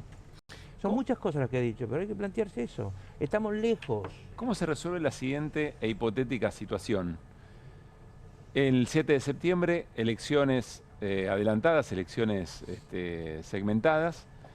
Gana efectivamente el peronismo y entonces el gobernador dirá, yo tenía razón, había que desdoblar la elección. Y Cristina Fernández de Kirchner dirá, yo tenía razón, había que nacionalizar, porque es imposible ir a una elección local en la provincia de Buenos Aires. ¿Cómo se resuelve la interpretación de lo que pueda llegar a ocurrir? Y lo mismo la derrota, digamos, ¿no? Frente a al revés, sería la derrota. Al revés. Las peleas entre las personas privadas, entre los matrimonios y las peleas políticas no son muy diferentes cuando se transforman en peleas personales. ¿Cuál es qué es lo que no hay que hacer? Buscar quién tiene la verdad o quién tiene razón. Porque la razón empieza a diluirse en las broncas. Se diluye la razón. La razón es la primera que pierde. Así como en la guerra pierde la primera que pierde la verdad. Bueno, no existe las razones, ya no. Quién tiene razón es lo que hay que dejar a un costado. ¿Para qué nos tenemos que unir? Es lo que hay que poner en la mesa. ¿Y lo ves posible? ¿Quién tiene razón? No. Porque yo creo que Cristina tiene absoluta razón cuando dice se va a nacionalizar, pibe. Todo se nacionaliza hoy. ¿Por qué? Porque como te dije, los problemas de la ciudad son secundarios frente a los problemas de la vida cotidiana. No estoy menospreciando ningún problema, pero hay un problema antes, no resuelto. ¿Pero ves posible que eso suceda, Felipe? Cristina tiene razón en eso. Y si Axel gana, y ojalá que sea así, las elecciones del 6, si gana el peronismo de la provincia, perdóname, todo ya bien. te contesto. No, para nada. Lo último que tiene que decir es yo tenía razón. Lo último que tiene que decir es yo tenía razón. Bien. Hay que aprender a ganar y aprender a perder. Y creo que es suficientemente inteligente como para darse cuenta. Tenemos un minuto, pero no quiero dejar pasar esto porque me parece muy importante. Como ex canciller, firmaste un documento con otros ex cancilleres de la región muy crítico respecto de la acción del gobierno israelí respecto de Gaza, de Palestina. Dame una línea, qué importancia le diste y evidentemente es muy jugada esa definición en este tiempo. Hay más de 50.000 muertos civiles. Hay en la última ofensiva, rompiendo una tregua, Israel mató 2.000, no me acuerdo la cifra que ponemos, porque es una cifra que nos dieron desde los lugares internacionales debidos, pero mató alrededor de 2.500 palestinos. Estoy hablando de civiles. Estoy hablando de civiles que incluyen a niños también, jóvenes, niños, mujeres, viejos, etc. La destrucción física de Gaza es impresionante. Gaza tiene el tamaño de la matanza. Este documento fue trabajado primero en Chile, y tenemos mucha ligación con ellos, después con nosotros, y después con Colombia y Brasil, y Uruguay. Y también hay firmas peruanas. Y decidimos que fueran ex cancilleres los que lo firmaran. Y yo estoy muy orgulloso que hayamos hecho el documento de ex cancilleres porque hemos estado cerca de la cuestión y porque es demasiado grave como para no decirlo. No hay que tener tanto miedo de que te digan antisemita. Nunca en mi vida he sido antisemita, jamás. Detesto el antisemitismo, me parece una cosa que puede derivar en cosas terribles como ocurrieron en la historia de la humanidad. Pero no te podés callar frente a un genocidio étnico. Todo palestino no tiene derecho a nada. Noam Chomsky, el pensador norteamericano y filósofo, hace un comentario y dice: ¿sabe usted por qué no hay una patria palestina? No, dice el periodista. Por una sola razón, porque son pobres. Nadie lo va a defender. Felipe, gracias por haber venido. Muchas gracias. Vamos a cambiar de tema. Estamos con Irina Hauser, está en línea nuestra compañera, porque de manera exclusiva se conoció finalmente la secuencia en video de esas imágenes segmentadas que también nos había traído en exclusiva Irina Hauser respecto del momento en que el Cabo Guerrero dispara contra Pablo Grillo, y es una evidencia fundamental para asignar responsabilidades en esa actuación de la Fuerza de Seguridad. Irina, ¿cómo te va? Buenas noches. Hola, ¿qué tal? ¿Cómo están? Muy buenas noches. Gracias por este rato. Irina, vamos a ver el paño, vamos a ver el video, el momento que nosotros, insisto, nos habías traído en imágenes congeladas, digamos, en distinta secuencia. ¿Por qué es importante esto que estamos viendo, Irina? Bueno, primero, nobleza obliga, hay que hacer una aclaración. No está claro si este es el momento del disparo a Pablo Grillo, bueno. Pero sí está claro que este es el Cabo Guerrero disparando en forma antirreglamentaria, horizontal, como se ve muy clara y nítidamente en las imágenes. Sí. Disparando evidentemente hacia un blanco, porque además recibe esa palmada de su compañero. Esa palmada que habíamos visto congelada, ahora claramente tiene el sentido que le damos, ¿no? Dispara. Exactamente, porque ves el gesto. Dispara en línea recta, en paralelo al suelo, no en 45, y le da una palmada el gendarme que tiene al lado. Es claramente un gesto celebratorio, es una felicitación por el modo en que Guerrero dispara. Lo que estamos viendo es cómo Guerrero dispara. Esa es su forma de disparar, en este caso, rodilla en tierra. Hago esta aclaración, me parece que incluso, supongamos que este no es el momento del disparo a Pablo Grillo, es más prueba, porque el modo en que eligió disparar, o que lo mandaron a disparar, o no sabemos, el 12 de marzo en esta marcha de los jubilados. Quiero hacer la aclaración, quiero mencionar la aclaración. No está certificado que que estamos viendo sea el disparo que impacta en la cabeza de Pablo Grillo, pero sí es el Cabo Guerrero, y lo que muestra es que ese es su modus operandi, es decir, que esa es la manera, o bien que le instruyeron disparar, o bien que disparaba y le dejaban pasar, que nadie le decía lo contrario. Exacto. Esta imagen está obtenida de una cámara GoPro que llevaba en el casco otro gendarme. Cuando entrega la gendarmería estas imágenes al juzgado de María Servini, no dice el horario. Por eso te estoy haciendo también esta aclaración, y porque pareciera que el lugar y el ángulo desde donde se dispara no sería exactamente el mismo. Hay otra cámara que les habíamos contado que se ve en el casco de otro compañero de Guerrero. Del que da la palmada, del que lo palmea. El que le da la palmada, exactamente. Esa cámara, según la gendarmería, ante la consulta de la jueza Servini, no estaba activa. Esto es lo que dice la gendarmería. Bueno, la querella estuvo analizando esta situación y estuvo analizando una gran cantidad de imágenes. La querella la integran el Centro de Estudios Legales y Sociales y la Liga Argentina por los Derechos Humanos. Digo esto porque ellos están tomando un gran trabajo de analizar muchísimas imágenes. Y van encontrando el minuto a minuto, ¿no? Y ellos lo que han encontrado también, y esto lo han denunciado en la causa y han pedido que haya una aclaración, así como se entregaron cámaras GoPro y hay una que dicen que está inactiva, primero piden aclaraciones acerca de por qué no está activada y si es una obligación o no de los gendarmes llevar la cámara activa, si son ellos mismos los que están habilitados a apagarla, a cortar cuando quieran esa transmisión, si deben registrar el episodio completo o no. Bueno, así como había cámaras GoPro, había cámara en mano portada por algunos gendarmes. Parte de esa filmación fue entregada al juzgado de María Servini, pero está incompleta. Y no solamente está incompleta, según marca la querella, sino que faltan dos momentos cruciales, que son el antes y el después del disparo a Pablo Grillo. según había analizado el colectivo Mapa de la policía, el disparo a Pablo se produce a las 5 de la tarde y 18 minutos. Ellos lo analizaron, lo mostraron también todo en cámara lenta, mostraron que era en forma horizontal el disparo.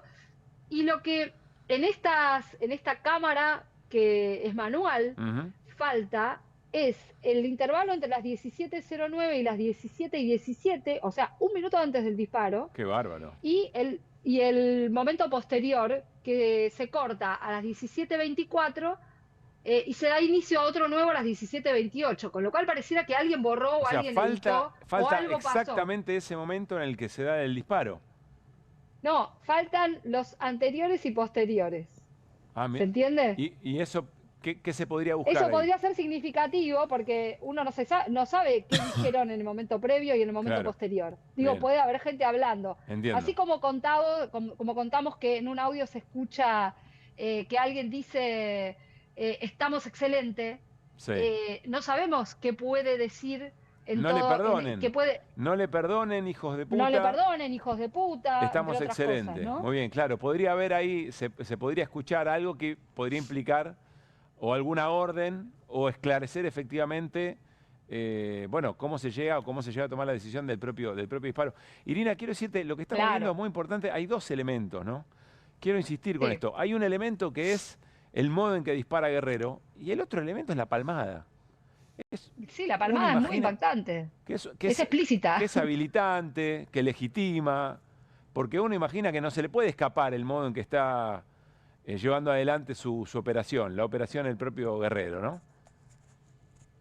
Exactamente, es elocuente. La verdad es que habla por sí misma y por eso uno puede imaginar que en eso que falta tal vez haya o más gestos o más palabras o algo que pueda ser significativo para la causa y que la jueza Servini debería reclamar. Mariano. Irina, también vos falta vos que tenés tanta experiencia en este asunto judicial, ¿me puedes explicar por qué el cabo Guerrero no fue llamado a declarar? Si es que no fue llamado a declarar, esto por lo menos es lo que yo tengo todavía entendido. no fue llamado a indagatoria, todavía no lo citaron a indagatoria, esto también lo hemos señalado. Aparentemente la jueza está esperando unos informes médicos. Está esperando la carroza, parece Grillo. la jueza. Pero perdón, voy a ser abogado del diablo. Quizá antes de una indagatoria esa característica querés tener mucha más información para hacer la indagatoria un Yo poco no más hablé de precisa. procesamiento, hablé de llamado a declarar. Bueno, pero después de la declaración toma una decisión la jueza. No, está bien, pero llamado a declarar, no estoy diciendo que pero digo, se lo procese, que se lo pero vos podés llamar a oculte, se lo declarar una vez que encarcele. tenés mucha información para hacer para Pero tomar una declaración ¿cuánto más tiempo precisa? necesita la jueza para Pero tener si más está diciendo Irina información que le hace 2 retasean meses? información Y bueno, y flaco, pero material. hace valer tu rango de juez. Ahí, Irina. Bueno, yo pienso que está esperando más información, no pienso, estoy segura que está esperando más información, que seguramente lo van a llamar a indagatoria a Guerrero de mínima. O sea, acá te diría que incluso lo importante también es ver si la Gendarmería le entrega la información sobre la sala de situación, ¿no? ¿Qué pasaba, dónde estaba Bullrich, quién daba órdenes, quién decía... Pero ahí dice tiren Mariano acá, otra cosa. Dice, hay vocación de la jueza para poner toda su autoridad arriba de la mesa y generar que les entreguen esa información y no se la retaseen. Mira, a mí me parece que está actuando correctamente, o sea, que está dando pasos acertados. Bueno. Lo que fue muy llamativo al comienzo de la causa fue toda la demora, ¿no? La demora primero, o sea, que hubo demoras al inicio y que se pasaba la causa entre varios jueces y que Servini tardó en aceptar la competencia. Eso fue llamativo porque es un caso urgente. Claro. Y como todos los casos donde se producen heridos graves en una movilización y como todos los casos donde hay abusos ostensibles de las fuerzas de seguridad.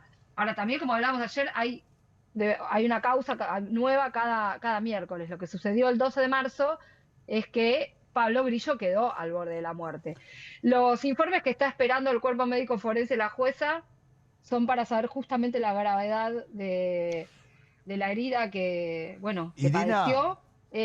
Fue operado ayer de nuevo. Claro. La operación fue exitosa porque estaba con un cuadro de hidrocefalia y esto te muestra que la verdad que no es un cuadro sencillo el que tiene y que evidentemente estuvo al borde de la muerte. Claro. Vuelvo a apelar a tu experiencia.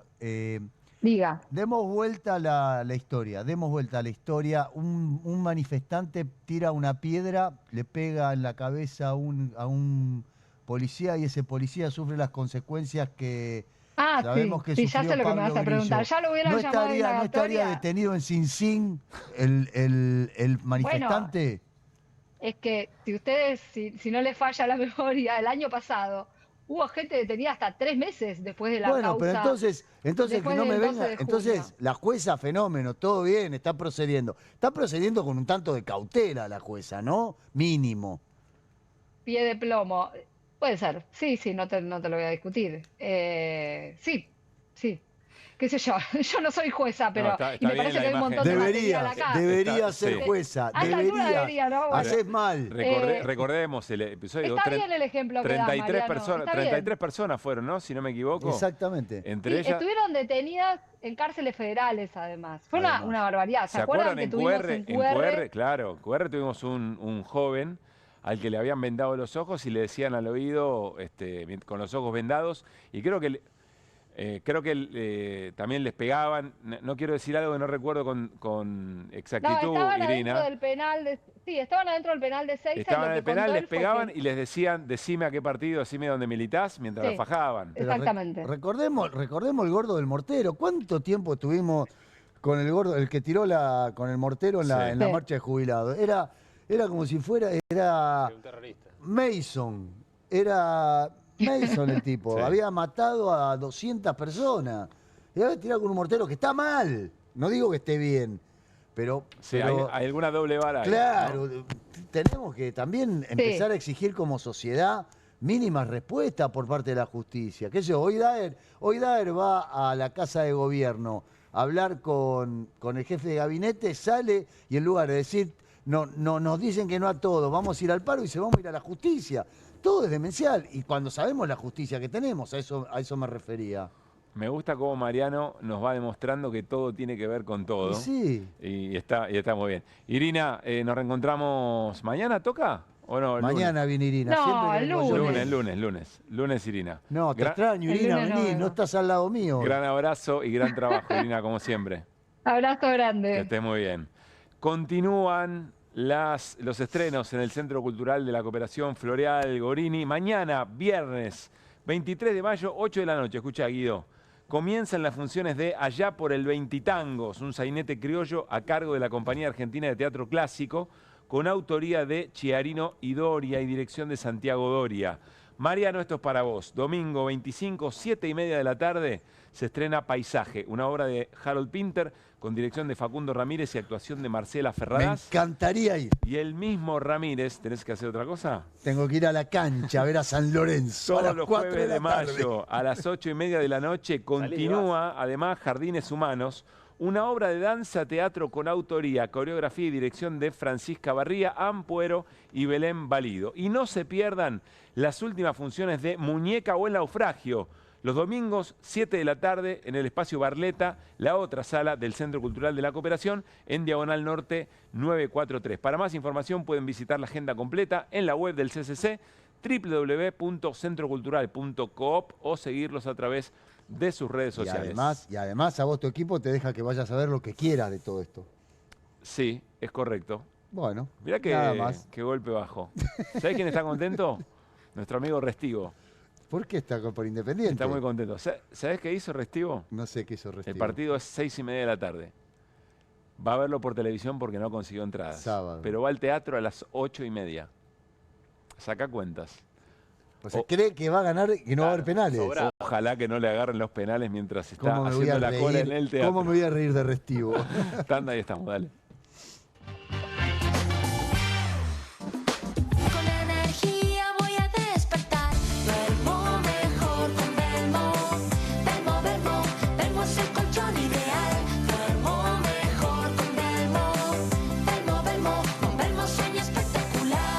En Pilar contamos con Mimuni, nuestra herramienta digital de atención ciudadana para solicitar turnos, realizar trámites y gestionar reclamos de manera ágil y cercana. Descárgate la app o chatea con nosotros por WhatsApp a través de 11 52 38 68 64. las 24 horas del día. También podés acercarte a cualquiera de nuestros puntos Muni de lunes a viernes de 8 a 18 horas y los sábados de 9 a 15 horas. En Pilar seguimos acercando el Estado a todos y todas las pilarenses. Pilar presente con futuro.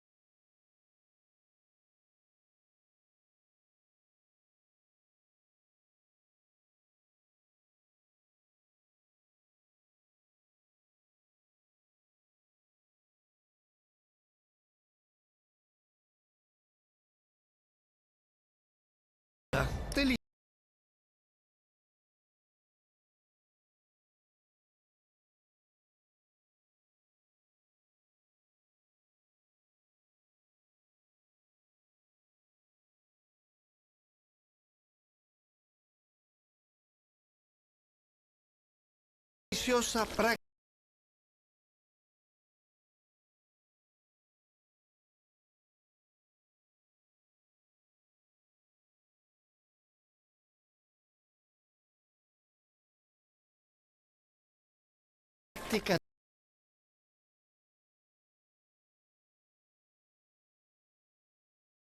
Formas de preparar una presto pronta. ¿Pensaste que era algo para comer cada tanto? Pobre de vos. No solo se hace en un minuto, cuando sale así de buena, se acaba en un minuto. Pobre Rami. Martes con queso, viernes con estofado. Pobre la ollita de la abuela, que tira y tira y tira. Presto pronta. Pobre quien se la pierda. En Banco Macro podés comprar el dólar que más te conviene. Es rápido, seguro y sin restricciones. Abrí tu caja de ahorro en dólares gratis y 100% online en macro.com.ar. Pensá en grande. Pensá en Macro. Que alguien traiga el postre, ¿no? Que alguien saque la Kofler de la alacena, que me muero de ganas. Galletitas, bonobón y choco Kofler de bandejita copada. No te mueras de ganas de comer de postre las Choco Cookies de Kofler. Salimos a la calle a probar la nueva fórmula de Vanish. ¿Quién me ayuda a manchar esta remera con algo que no salga con nada? El detergente solo no va a ser suficiente. Vamos a agregar Vanish, incluso sin refregar. Este es el poder de la fórmula mejorada del nuevo Vanish. Elimina manchas casi imposibles, hasta la grasa. Animate al desafío y confía en Vanish. Tiene las nuevas Mogul Jelly Beans. Ah, vos querés las nuevas Mogul. Jelly Beans. Sí, las... Jelly Beans. Esas. Míralas. Obviously. Nuevas Mogul Jelly Beans. Pedilas como quieras, pero probalas.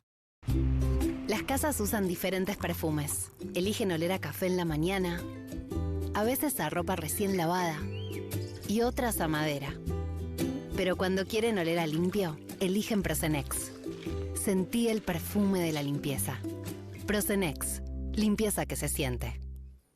Hay una casta superior que es los periodistas que si mienten, calumnian, injurian y dicen cualquier cosa. ¿Tenés ahí los nombres de los periodistas que tengo que meter en cana? No nos tomamos esto a la joda, como esos periodistas mentirosos. Y dentro de la cancha vale todo, que la vayan a buscar, la tienen adentro.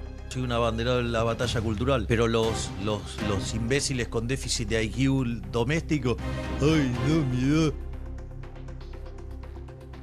Mientras que las imbéciles de los periodistas... ¿Sabes la cantidad de periodistas que tengo para mandar a la hoguera? Las mentiras de los medios. Y periodistas ensobrados, operadores, basuras. No me venga con que son inocentes. No digo que sean tan malos como los periodistas. Digamos, raya el mal gusto propio de cerdos. Creo que es una ofensa decirle periodista así. Milei odia al periodismo. Nosotros amamos al periodismo. Suscríbete a perfil.com. Bienvenido a todo Latinoamérica. Caras TV llegó a DirecTV, el canal de las celebridades. Entretenimiento exclusivo las 24 horas del día. Más Caras, con la conducción de Héctor Maugeri. Red Carpet, Caras News, Caras Realeza, Caras Fashion, Caras TV. Llegó a DirecTV. Contenidos exclusivos para toda Latinoamérica. Estudia en la Facultad de Comunicación y en la mayor redacción de América. USBA, Universidad del Sur de Buenos Aires. La Universidad del Grupo Perfil. Licenciatura en Comunicación Periodística. Licenciatura en Comunicación Institucional. Títulos con reconocimiento oficial y validez nacional. Inscribite a las reuniones informativas en universidad@perfil.com. Aprende comunicación dentro de un medio de comunicación. USBA, Universidad del Sur de Buenos Aires.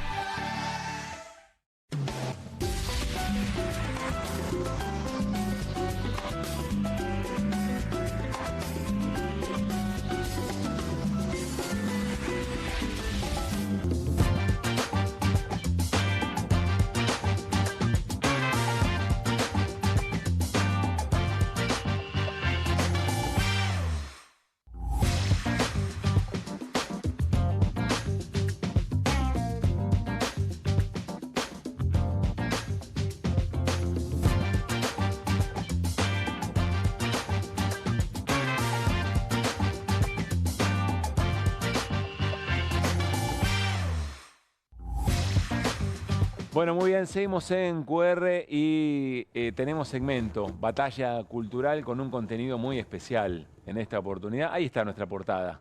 No falta nadie, están los ensobrados, están los orcos, están los mandriles. Batalla Cultural y, como les decíamos, todos los días seguramente encontramos algo que entra dentro de este segmento. Bueno, aquí hay dos elementos que tienen que ver con los medios públicos. Hoy hubo un abrazo a la televisión pública, también hubo trabajadores de Radio Nacional, también trabajadores de Telam y algunos otros canales públicos que están en una misma situación. El reclamo es muy concreto, tiene que ver con salarios congelados desde agosto. Y ni siquiera se les ha dado las paritarias que el mismo gremio o los mismos gremios consiguieron para otros canales. Es decir, hay una decisión muy concreta respecto de dañar, de lastimar a los medios públicos, y allí el abrazo a la televisión pública, a nuestra televisión pública. Pero además queremos compartir otra cosa. Se está por relanzar Paca Paca bajo la dirección, por supuesto, de las autoridades que este gobierno decidió para los medios públicos. Y quiero que prestemos atención de qué manera presentan lo que va a ocurrir con Paca Paca, qué será del nuevo Paca Paca. Vamos a compartirlo. Es una publicación en Instagram. Por supuesto aparecen algunas imágenes y acompáñenme en la lectura. Prepárense para una nueva aventura totalmente renovada del canal Paca Paca. Después de meses de mucho trabajo llega una nueva programación pensada para divertir, sorprender y acompañar a chicos de hasta 12 años sin bajada de línea ideológica y poniendo el foco en los valores. Después aparecen algunos contenidos. ¿Querías más? Dice, escuchen esto, agárrate, incorporamos títulos internacionales de Toei Animation del universo de Dragon Ball. Dragon Ball evidentemente no tiene nada, ningún tipo de oferta de canales que Paca Paca tiene que efectivamente estar, Gen Z, etc. Y miren el final. ¿Y Samba? Tranquilos, lo estamos arreglando. Y muy pronto habrá sorpresas que van a dar que hablar. Soñemos el futuro.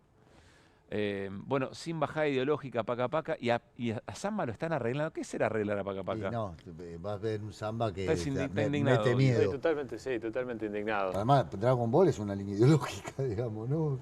¿Cómo? Bajar Animation no sé cuánto y Dragon Ball es una línea ideológica. ¿Es ideológico? Sí. Claro, es completamente ideológico. ¿Qué no es ideológico? Claro, ¿qué no es ideológico? ¿No? ¿Qué no es político? ¿Qué no es ideológico? Samba el niño libertario, ¿será? Sí, será el niño libertario. El anarcocapitalista. Samba con peluca va a ser. El samba anarcocapitalista. Sí. Pero yo insisto, es muy fuerte, más claro de Batalla Cultural, echale agua, y me sorprende cada vez más cómo, no que lo hagan, pero que aceptemos mansamente que quien dice eso es ideológico, en realidad no está siendo ideológico en el momento en que lo señala incluso, ¿no? Ahora, vos te das cuenta, ¿no? Es cierto que es batalla cultural, pero también es cierto que nosotros, los del campo nacional y popular, me incluyo, por supuesto, como debe ser, tenemos que patear algunos hormigueros y repensar los medios públicos, por ejemplo. Eso es algo que tenemos que repensarlo. O sea que no podemos siempre decir, no, porque es la defensa irrestricta de los medios públicos. Yo creo que la defensa irrestricta de los medios públicos es con algunas condiciones que tenemos que empezar a repensar. No podemos seguir pensando que los medios públicos tienen que tener la misma fisonomía que tenían en 1948. Pero perdón, no lo tenían, para nada. No, no hablo de Telam. Ni la televisión pública. La televisión pública tenía alguna remembranza de la vieja televisión pública. Yo, que trabajé ahí, te puedo asegurar que... Yo también trabajé. Que no eras en ese... Bueno, vos hiciste un ciclo muy interesante. Por eso, yo trabajé ahí. Pero no me parece para nada que lo haya tenido, ni que era la búsqueda. No es el momento de hablar del asunto. Cuando tengamos... Porque todo lo que se pueda decir hoy va a ser tomado de una manera mala. No, algunas cosas te pueden salir mejor o peor, pero el espíritu de cómo estaba pensado, por lo menos es mi opinión. Yo digo que hay que repensar, barajar, pensar cómo se tiene que encarar algunas cuestiones en la televisión pública. ¿Y cuál es el rol, además? ¿Y cuál es el rol? En momento de disputa política muy fuerte. Hay un montón de cosas que habría que repensar en todo sentido. Yo, por supuesto, estoy de acuerdo con el reclamo, valoro el reclamo hoy que se hizo de los trabajadores de la televisión pública y no es el momento de pensar. Yo creo que hay momentos para pensar cosas y momentos para no pensarlas, para defenderlas, ¿no? Yo creo que en este país necesitamos una reforma laboral o una revolución laboral, si querés, pero no es el momento Porque este momento no va a ser una reforma muy virtuosa. Ahora entiendo. ¿Entendés? A dónde iba el punto. O sea, hay momentos en donde uno puede pensar y el gobierno, y justamente los gobiernos nacionales y populares perdieron esa iniciativa. Se abroquelaron a decir, no, reforma laboral nunca. Sí, si no lo piensan otros. Reforma laboral sí, pensar una reforma laboral virtuosa, planteada por los trabajadores, sentate a conversar. Reforma del sistema de salud nunca. No, sí, pensate una reforma del sistema de salud. Sistema de salud de calidad. La escuela libre, laica y gratuita, fenómeno.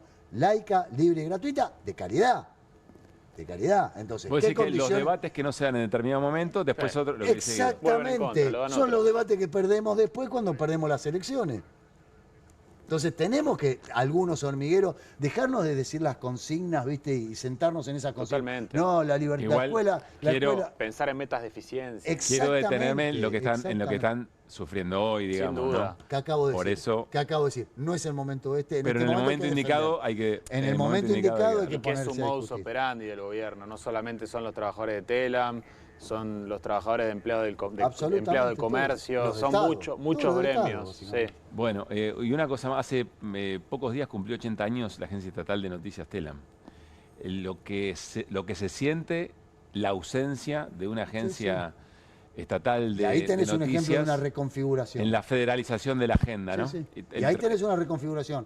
Informes especiales, federalización de la agenda, por supuesto su trabajo de cobranza y de facturación de la pauta pública.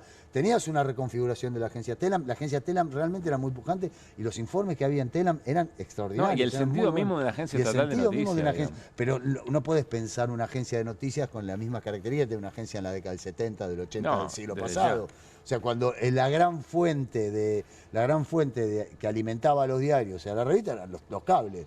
Bueno, ahora pasa otra cosa, entonces se reconfiguró, había un trabajo desde la web diferente y mucho más dinámico de lo que se había planteado hace 10 años. Ahí avanzó un montón, pero esas son las discusiones que tenemos que dar.